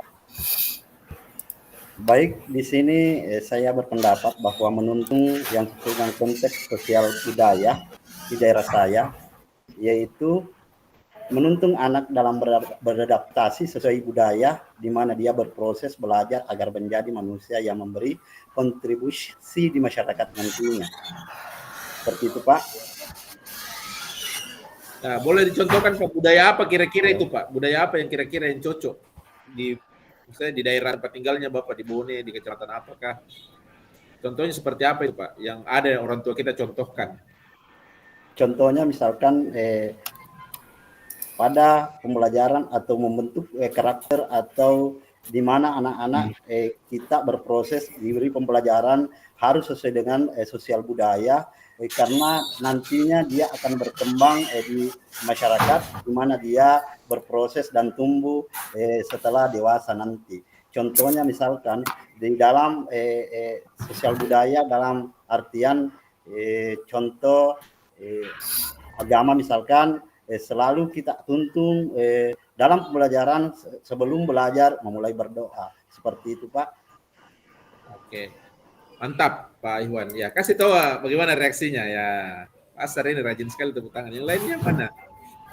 Yang seke-seke kasih reaksi ya. Oke, yang bagus nih Pak Suwardi. Silakan Pak Suwardi. Ada saya lihat itu budaya tabe apa bagaimana Pak Suwardi? Silakan Pak. contoh menuntun Terima dalam kasih Pak. ya. Jadi menuntun dalam budaya kita di sekolah, kalau kami khususnya di daerah saya gitu, contohnya membuat karakter murid atau peserta kita dalam budaya tabe. Ya, biasanya ini misalnya ada sesuatu mau dilewati atau misalnya ada orang tua, ada guru, ya biasanya peserta di kita itu menuntun menggunakan budaya tabe dengan memberikan tangannya, format tangannya. Begitu juga kalau misalnya ada mau berucap atau menanggapi sesuatu, biasa saya tabe atau biasa distilahkan naaf, seperti itu. Nah, jadi dituntun anak kita untuk terbiasa menghargai yang lebih tua ya. Iya. Misalnya lagi lewat kerumunan orang, jangan lewat-lewat saja. Nah, itu salah satu pendidikan karakter yang ada di daerah kita, dan itu kalau misalnya itu terus dikembangkan, sudah saya bilang tadi,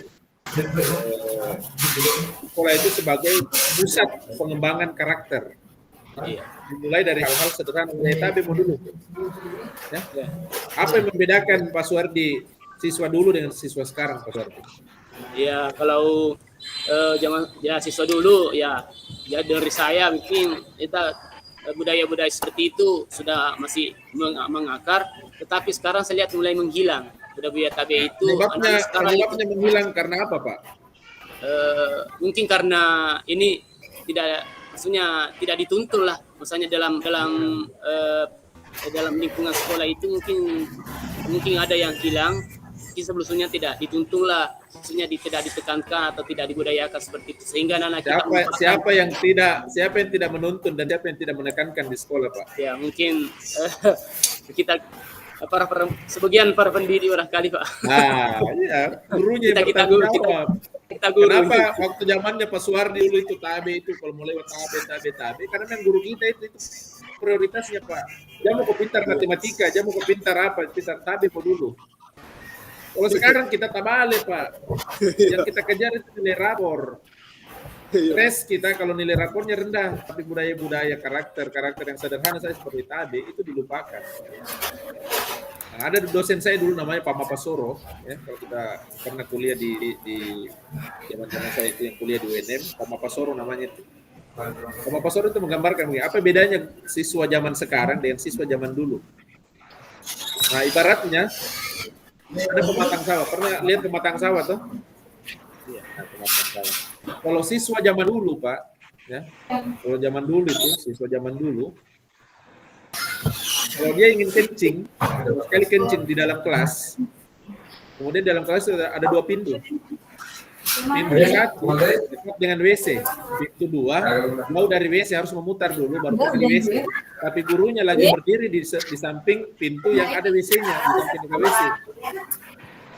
Siswa dulu itu lewat di mana dia kalau ke WC? Berputar dia. Nah, lebih baik lewat pintu jauh biar memutar daripada lewat di depan gurunya berdiri atau lagi bicara. Saking menghargai itu guru, dia lebih memilih memutar jauh daripada mau lewat situ. Tapi kalau siswa sekarang barat pematang sawah, orang lagi jalan di pematang sawah, bertemu dari arah berlawanan sesuai dengan guru. Kira-kira kalau siswa sekarang bertemu di pematang sawah, kan kalau pematang sawah satu orang jelewat tuh, orang jelewat. Kira-kira siapa yang turun di sawah?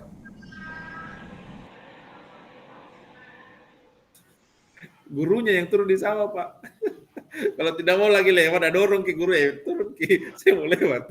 Itulah karakter kita zaman sekarang, Bapak Ibu, ya. Mungkin banyak faktor yang menyebabkan. Yang pertama mungkin karena faktor tontonan juga ya, tontonan mereka yang, waduh, kalau kita buka TV sekarang itu luar biasa. Tapi saya mau tekankan bahwa ya, apapun tontonannya sebenarnya, kalau gurunya masih care, masih peduli dengan aspek itu di sekolah, dan guru mau bersama-sama. Masalahnya sekarang, Bapak Ibu, misalnya kita oke lah, kita masih membudaya budaya tabe. Tapi guru-guru yang lain, apakah memperhatikan itu? Kan ternyata tidak. Ya. Apalagi mohon maaf ya, guru-guru zaman sekarang, ya guru-guru muda sekarang, apa itu ya? Bahkan aneh kelihatan, kadang-kadang di depan kelas, tapi senyum-senyum sendiri di depan kelas, joget-joget sendiri di depan kelas. Ternyata dia lagi ngajar, siswa yang dia kasih tugas, gurunya di depan main TikTok. Jadi itu Tommy yang diikuti oleh siswanya. Jadi gurunya jadi TikToker, siswanya juga jadi TikToker ya. Ini merusak semua ya. Tapi tidak apa-apa, itulah tantangan kita Bapak Ibu sebagai calon guru penggerak. Insya Allah nanti kita akan menjadi agen-agen pembaharu di sekolah kita dan akan menjadi agen-agen perubahan lagi di sekolah kita ya. Oke. Berikan aplaus untuk Pak Suwardi dengan budaya tabenya ya, luar biasa ini. Lagi ya. Saya lihat yang unik-unik saja ini. Oke, saya lanjut lagi halaman yang ketiga.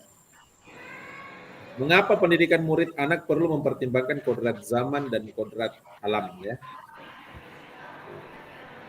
Oke, boleh kita dengarkan suaranya Pak Ali Imran. Silakan Pak Imran. Baik Pak, terima kasih. Jawaban saya adalah yang halaman 3 Pak ya, halaman 3. Baik ya Pak, baik.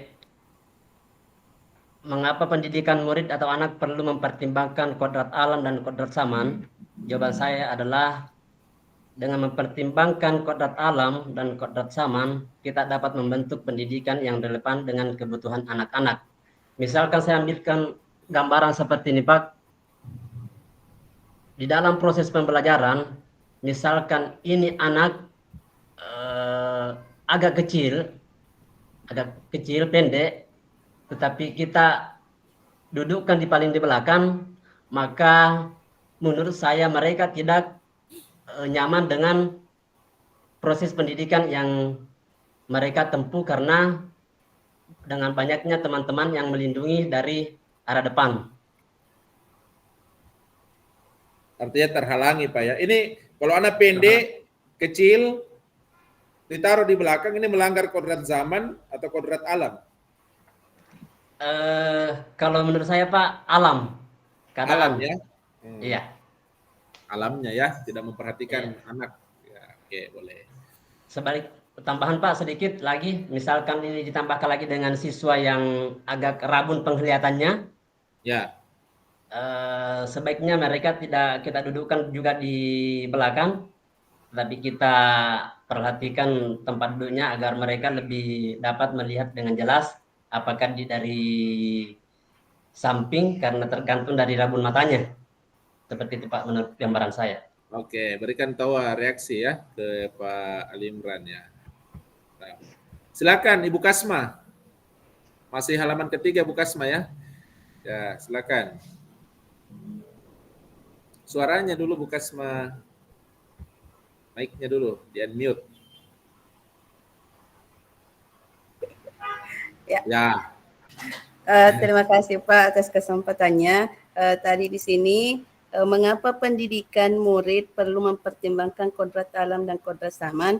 Karena kodrat zaman yang dimiliki murid sesuai dengan diri dan lingkungannya. Artinya di sini dalam proses pembelajaran anak-anak harus sebagai pendidik kita harus memahami kodrat alam dari peserta didik dan sesuai dengan kodrat zamannya. Seperti tadi yang diungkapkan Pak Imran, kodrat alam memperhatikan posisi tempat duduk anak agar semua dalam proses pembelajaran kita anak-anak itu bisa memahami apa yang disampaikan oleh gurunya. Kalau kodrat zamannya di sini saya pikir dalam pembelajaran itu kan sekarang perkembangan teknologi. Jadi menurut saya kita memberikan pembelajaran kepada peserta didik kita dengan memanfaatkan teknologi yang kita miliki sekarang. Terima kasih Pak, mungkin itu saja dari saya. Oke, mantap, luar biasa ya. Mungkin masih ada lagi satu yang mau berkomentar di kodrat alam, kodrat zaman ini. Silakan, saya persilakan ke Pak Ashar. Silakan Pak Ashar. Pak Ashar, silakan. Oh, tidak ada yang kata. Terima kasih Pak. Pak Isra kayaknya, silakan. Pak Isra. Ya, Pak Isra. Mic-nya dulu Pak Isra. Baik, ya. Assalamualaikum warahmatullahi wabarakatuh. Salam sejahtera untuk semua. Baik, Bapak Ibu guru hebat dan Bapak fasilitator, menurut pandangan saya, kenapa kita harus memperhatikan kodrat alam dan kodrat zaman? Karena bisa menentukan karakter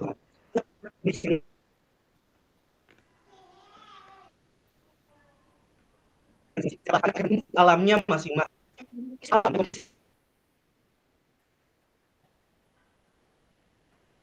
apa karakter yang tertanam sebagai kodrat anak itu ditentukan oleh zaman dan alam, sehingga kebutuhan pembelajaran dan pendidikan yang diberikan kepada anak harus sesuai dengan zamannya. Karena ketika kita mengajar menggunakan pola lama, pola tahun 1990 mungkin, kemudian diterapkan pada saat sekarang ini, tentunya itu tidak efektif karena ini bukan sama.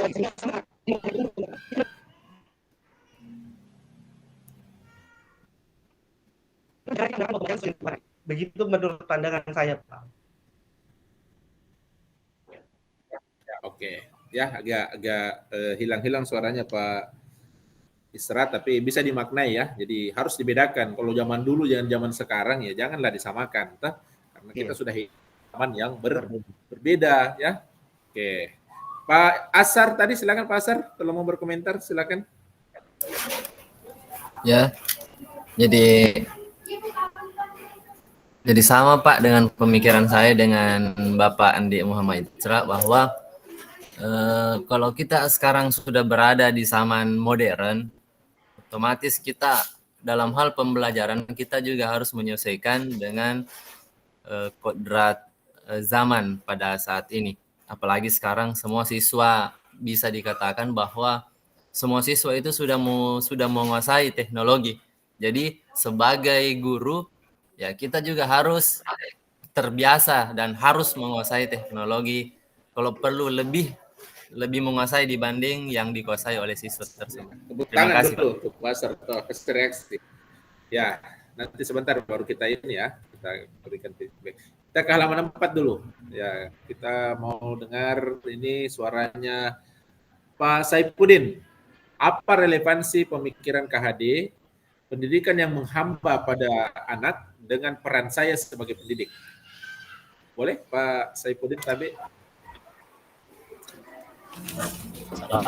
Assalamualaikum warahmatullahi wabarakatuh. Waalaikumsalam warahmatullahi wabarakatuh.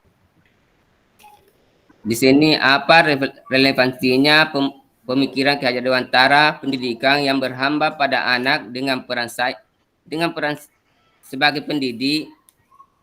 Saya akan memberikan kebebasan untuk bagaimana potensi anak yang dimiliki. Misalnya dia memiliki keterampilan, dia menguasai misalnya matematika, saya akan membimbing dia, memberikan materi tentang matematika atau IPA, dia kualitas IPA contohnya. Oke, ya itu relevansinya ya kan. Jadi ada kodrat anak menuntun, dan apa peran saya sebagai seorang pendidik ya. Jadi saya sebagai pendidik adalah penuntun, dan anak-anak saya adalah anak yang butuh tuntunan dari seorang guru. Begitu Pak Saifuddin ya? Iya. Oke. Bu Asih, boleh Bu Asih silakan. Bu Asih. Ya, di sini Bu Asih menghamba pada murid artinya memberikan pengajaran dan pendidikan yang berpusat pada murid, mengarahkan segala kemampuan. Boleh diberikan penguatan Bu Asih dari jawabannya, silakan Bu Asih. Baik tak, Bu Asih belum. Ya, silakan. Bismillahirrahmanirrahim. Assalamualaikum warahmatullahi wabarakatuh. Waalaikumsalam warahmatullahi wabarakatuh. Waalaikumsalam warahmatullahi wabarakatuh. Baik, konsep menghamba di sini menurut pemahaman kami bahwa menghamba di sini bukanlah sebagaimana makhluk menghamba kepada Tuhannya.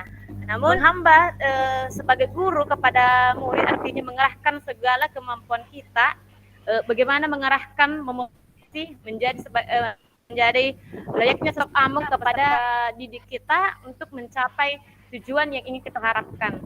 Seperti itu Pak. Terima kasih. Ya, jadi menghamba yang dimaksud di situ bukan kita sujud-sujud di hadapan siswa kita Bapak Ibu ya. Ya, bukan itu yang dimaksud. Menghamba juga di sini bukan berarti kita ini budaknya siswa kita, ya kan hamba ya. Hamba kan itu kata dasarnya abdi ya, hamba sahaya.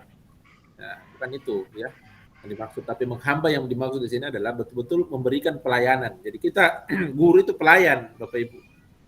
Ya, pelayan, abdi negara berarti pelayan. Nah, memberikan pelayanan terbaik.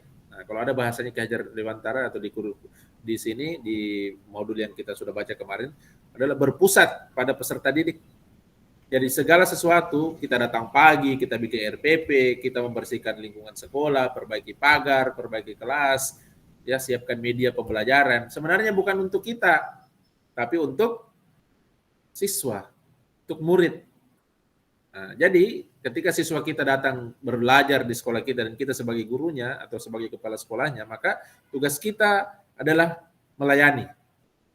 Nah, tadi teman-teman sudah menyinggung karakteristik, ada yang menyorot tentang pengaturan tempat duduk. Coba bayangkan Bapak Ibu ya, pengaturan tempat duduk saja itu harus diperhatikan. Jangan sampai gara-gara pengaturan tempat duduk yang kita tidak perhatikan, ada siswa kita yang terzolimi.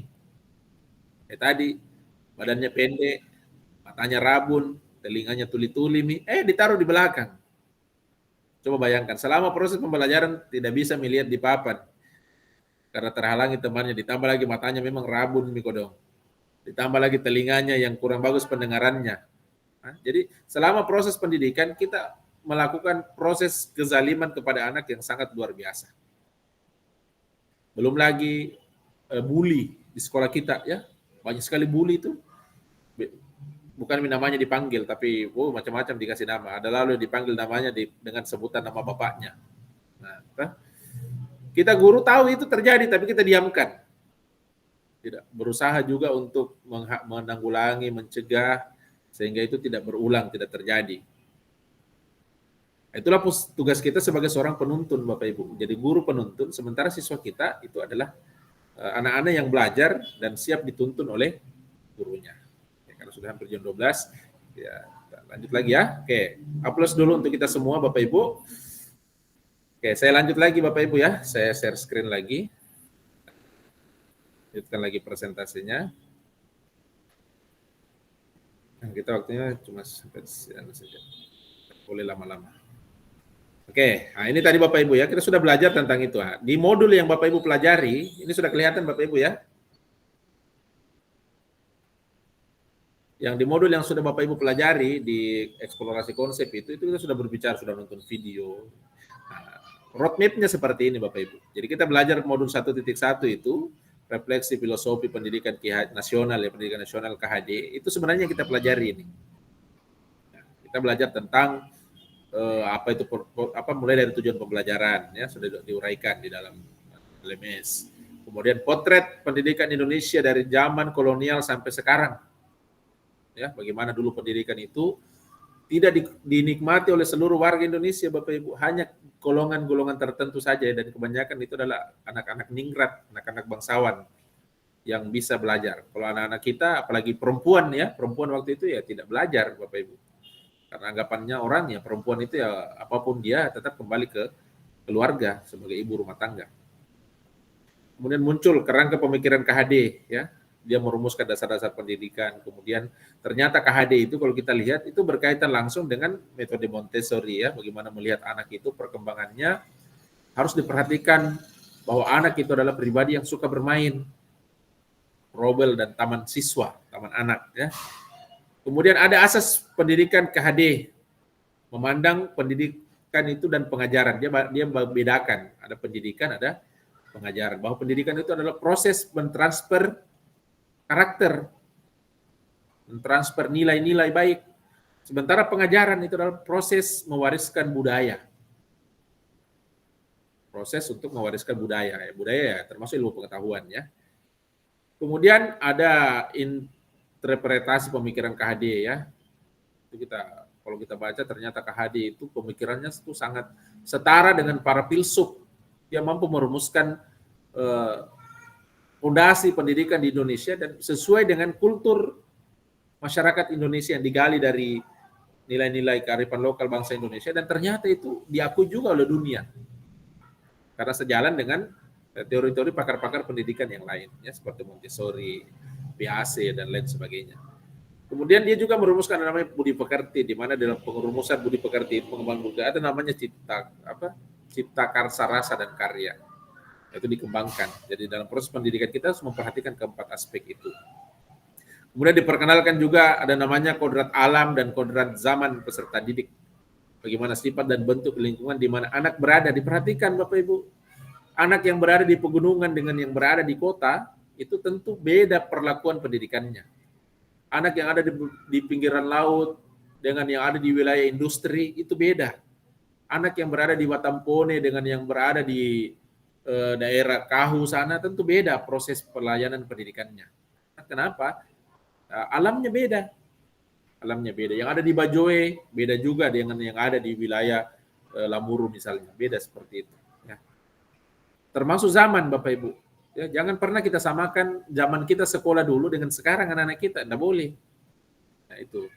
Kemudian perhatikan isi dan iramanya. Isinya apa, konten-konten pendidikannya, dan bagaimana percepatannya. Itu juga harus diperhatikan. Jangan kita mengajar seolah-olah kita ingin apa yang ada dalam pikiran kita itu juga yang jadi di siswa kita. Nah, tidak boleh seperti itu. Kemudian ada dasar-dasar pendidikan yang menuntun. Misalnya KHD mengibaratkan peran pendidik itu seperti seorang petani. Ya. Seorang petani itu ketika misalnya dia menanam padi, maka jangan harap dia akan menjadi jagung. Kalau kita tanam padi, maka hasilnya padi. Tapi untuk menjadi padi yang baik, tidak mungkin tidak ada gangguan. Pasti ada ada hama, ada rumput. Proses pertumbuhan anak pasti ada gangguan-gangguan. Maka tugas guru adalah sebagai pamong. Nah, sebagai pendidik itu sebagai pamong. Apa itu pamong? Penjaga. Jadi kita jagai itu rumput, kita jaga itu hama supaya tidak mengganggu proses pertumbuhan anak, supaya dia jadi padi yang baik. Karena ternyata walaupun jadi padi, ada padi yang bagus, ya betul-betul bagus. Ada juga padi yang kalau kita lihat di sawah itu padi tapi rusak padinya. Tapi yakin dan percaya tidak ada padi yang tiba-tiba jadi jagung atau tiba-tiba jadi rumput, tidak ada. Tapi padi yang rusak ada Bapak Ibu. Maka tugas kita sebagai guru, sebagai penuntun adalah memastikan agar tanaman yang kita tanam itu betul-betul bisa terawat, perhatikan tanahnya, pupuknya, airnya, termasuk perhatikan hamanya dan sebagainya bisa mengganggu pertumbuhan padi tadi, sehingga padi-padi yang lahir itu yang muncul nanti pada saat kita panen hasilnya itu adalah padi-padi yang kualitas unggul, kualitas terbaik. Itulah sebenarnya konsep pendidikan KHD yang betul-betul dia tanamkan kepada guru-guru, dan dia berharap guru-guru kita itu adalah guru-guru yang memahami tentang filosofi pendidikan KHD ini dan bisa menjalankannya dengan sebaik mungkin. Nah, itu ya alurnya dari KHD ini. Nah, kemudian tadi sudah ya. Oke, sekarang Bapak Ibu sudah selesai ya tahapan ini. Apa yang bisa kita refleksikan Bapak Ibu dari apa yang sudah kita pelajari tadi? Boleh silakan. Apa yang kita bisa refleksikan? Setelah kita belajar tentang KHD, kira-kira apa yang ada di dalam benak kita sekarang? Apa yang kita bisa refleksikan? Boleh kita tuliskan Bapak Ibu sekitar 3 kata di chat, silakan masing-masing. 3 kata. Boleh dalam bentuk kalimat 3 kata, boleh dalam bentuk 3 kata yang terpenggal-penggal. Ya, silakan masing-masing refleksikan diri kita dalam 3 kata yang mewakili perasaan, pemikiran kita setelah belajar tentang KHD. Saya jadi guru sudah bertahun ini ternyata. Silakan Bapak Ibu tuliskan. Atau mungkin ada informasi baru, oh harusnya begini, atau begini yang kulakukan juga. Silakan dituangkan dalam 3 kata. Silakan Bapak Ibu dituliskan di dalam chat.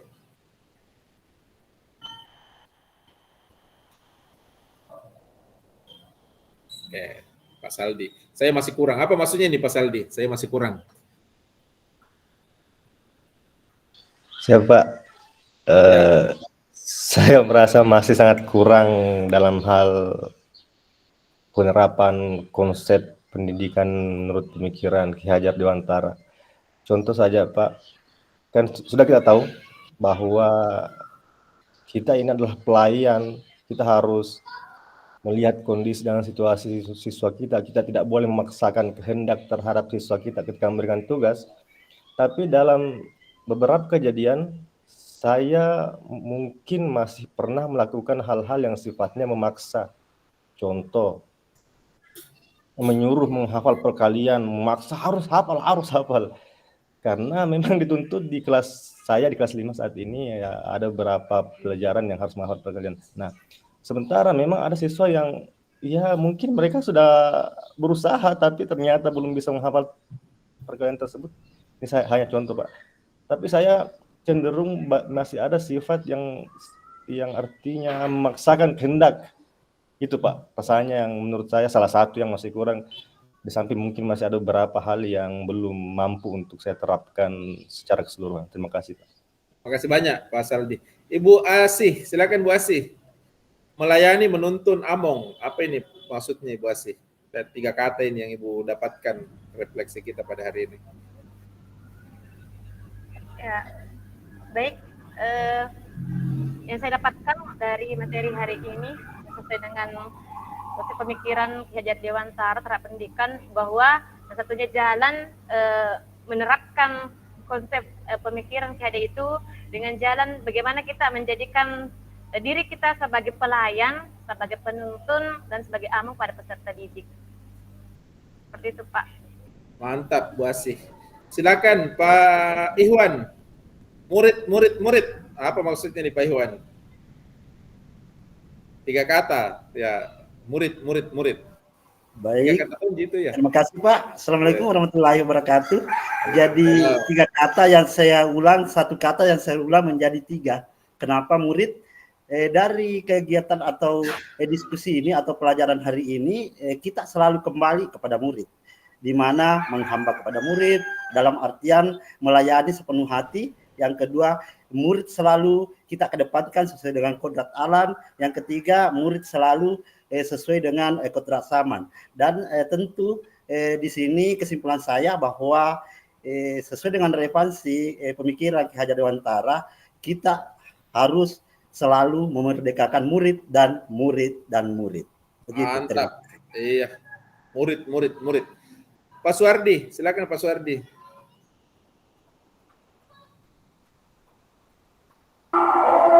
Terima kasih. Assalamualaikum warahmatullahi wabarakatuh. Terima kasih fasilitator, dia teman-teman guru hebat di meeting ini. Tadi saya ada 3 kata, jadi itu menuntun, kodrat, dan karakter budaya.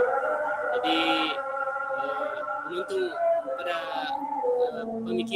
pemikiran KHD bahwa kita sebagai pendidik harus menuntun, bukan mengguru tetik, menuntun ya, dalam artian mengarahkan sehingga anak-anak kita tumbuh dan berkembang sesuai dengan kodratnya, baik sesuai dengan kodratnya yang dibawa maupun kodrat sebagai kodrat zaman. Nah, selanjutnya tujuan akhirnya nanti ini adalah menjadikan anak didik kita atau peserta didik kita itu mempunyai karakter dan budaya yang diharapkan. Terima kasih. Oke, makasih banyak. Terakhir karena saya tidak mungkin persilakan semua. Mas Saipudin. Ya, Mas Saipudin ini. Kita lihat saja yang menarik ya. Anunya yang kalau sudah sesuai sudah sama enggak usah. Ya. Silakan Pak Saipudin. Baiklah, Pak. Yang maksud saya di sini adalah menuntun jadi penuntun siswa. Maksudnya di sini adalah kita sebagai pendidik harus berperilaku yang baik agar bisa dijadi contoh bagi anak kita. Segala tingkah laku kita, misalnya rajin lebih duluan ke sekolah ya, agar bisa menjadi dorongan bagi siswa agar cepat juga ke sekolah. Oke, mantap. Terakhir, Pak Asar, silakan Pak Asar.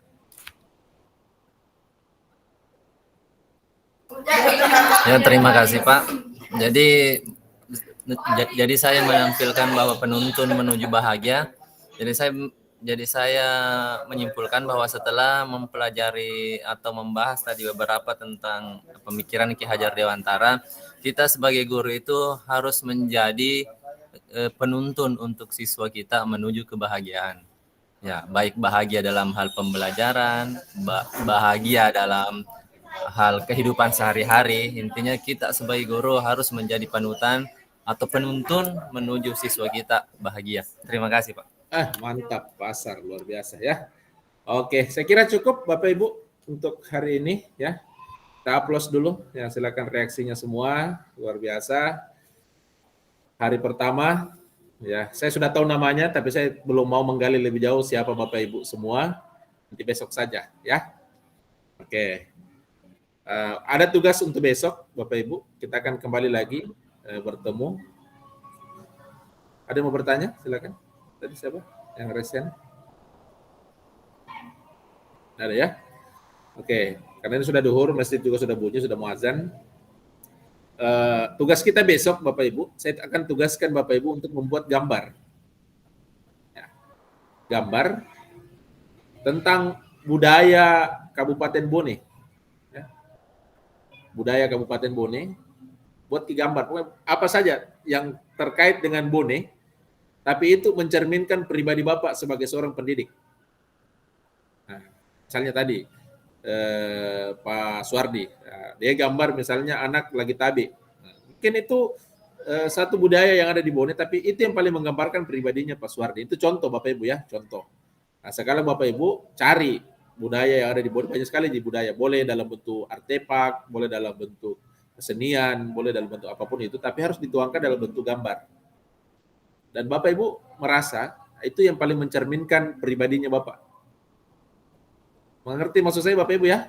Jadi saya tidak usah, misalnya mau gambar tentang apa, tugu yang di apa itu di Lapri, tugu yang dua begini itu yang menuju Sopeng samaan ya, pergi Lamuru atau terus ke Bengo sana ya. Nah, dan itu adalah salah satu ciri khasnya Bone itu, tidak ada lain itu di Bone juga ada itu. Dan itu Bapak Ibu anggap itu mencerminkan diri apa. Nanti besok Bapak Ibu akan jelaskan itu, ditunjukkan kepada temannya. Ini adalah salah satu yang ada di Bone dan menurut saya ini mencerikan saya. Nah, jelaskan ini apa-apa. Misalnya karena anak saya cuma 2 dan lain sebagainya. Nah, seperti itu. Ya, Bapak Ibu, besok sebelum kita mulai kegiatan kita akan sesi perkenalan dan saya akan minta Bapak Ibu untuk menunjukkan gambarnya yang sudah digambar itu, ya, dan akan ditunjukkan masing-masing di PPT. Bapak Ibu siapkan PPT-nya ya. Nah, atau di kertas mau nanti langsung saya dikasih lihat di kertas. Saja juga gambarnya ini. Tapi kalau mau di PPT kan karena masing-masing saya beri waktu tidak lama ya, sekitar sepersekian detik lah, tidak lama, hanya menjelaskan saya sedikit namanya siapa, terus instansinya di mana dan apa maksud dari gambar itu. Oke, saya kira demikian. Terima kasih banyak atas kebersamaan hari ini. Boleh bantu siapa yang bagus jaringannya di situ karena saya ini tidak muncul semua muka tak di sini. Ada beberapa yang tidak kelihatan. Mungkin Pak Saldi bisa di screenshot dan dikirim ke grup foto-fotonya. Bisa Pak. Oke, bisa, kita Pak. Semangat semua. Oke, semangat ya. PP-nya juga ini kasih muncul ke layarnya. Semangat. Bos Niar, halo Niar. Ya. Semua. Oke. Screenshot ke Pak. Oke, semangat tuh. Kita yang hitung Pas Saldi, kan kita yang mau screenshot. Bisa Pak? Sudah Pak? Sudah Pak, sudah. Yang bilang kalau sudah ada, kita sudah. Ulangi Pak. Ulang. Oke. Siap. Oke, Mas siap. Muncul semua aja. Siap. Ya, siap. Muncul semua aja mukanya, Pak. Ya, Pak Ikhwan. Ayo, pergi azan Pak Ikhwan ini mesti. Ya, hormat. Artinya siap melaksanakan ya. 1, 2, 3. Sudah Pak. Biar kita tahu Pak Rahman. Mau tahu hormat itu. Siap sudah Pak. Oke, saya kira demikian Bapak Ibu ya. Terima kasih atas atensinya hari ini semua. Saya sangat senang bisa bertemu dengan teman-teman guru di Bone yang hebat ya. Saya yakin Bapak Ibu juga belum saling kenal. Kenalannya nanti besok melalui gambar yang Bapak Ibu buat nanti kita akan lihat cirinya ya.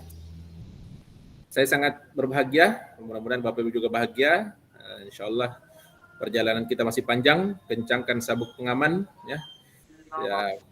Pokoknya PP ini saya sangat mengandalkan PP saya Pak Rahman dan Bu Asniar untuk betul-betul menjadi pendamping perjalanan ya, teman perjalanan yang baik untuk CGP kita. Mudah-mudahan CGP kita semua bisa menyelesaikan tugas-tugasnya dengan sebaik mungkin.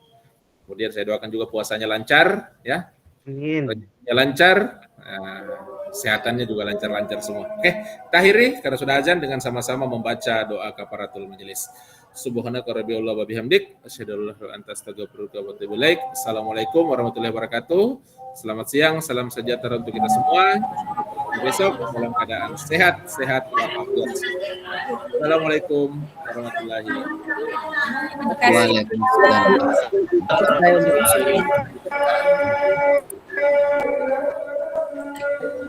Ya, silakan Bapak Ibu kalau mau istirahat boleh. Udah, ketemu besok Bapak Ibu Dik. Siap Pak.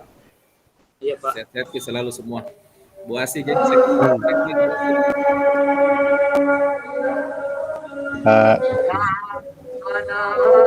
yang lupa kirim pasal di fotonya ke grup. Siap Pak. Ya.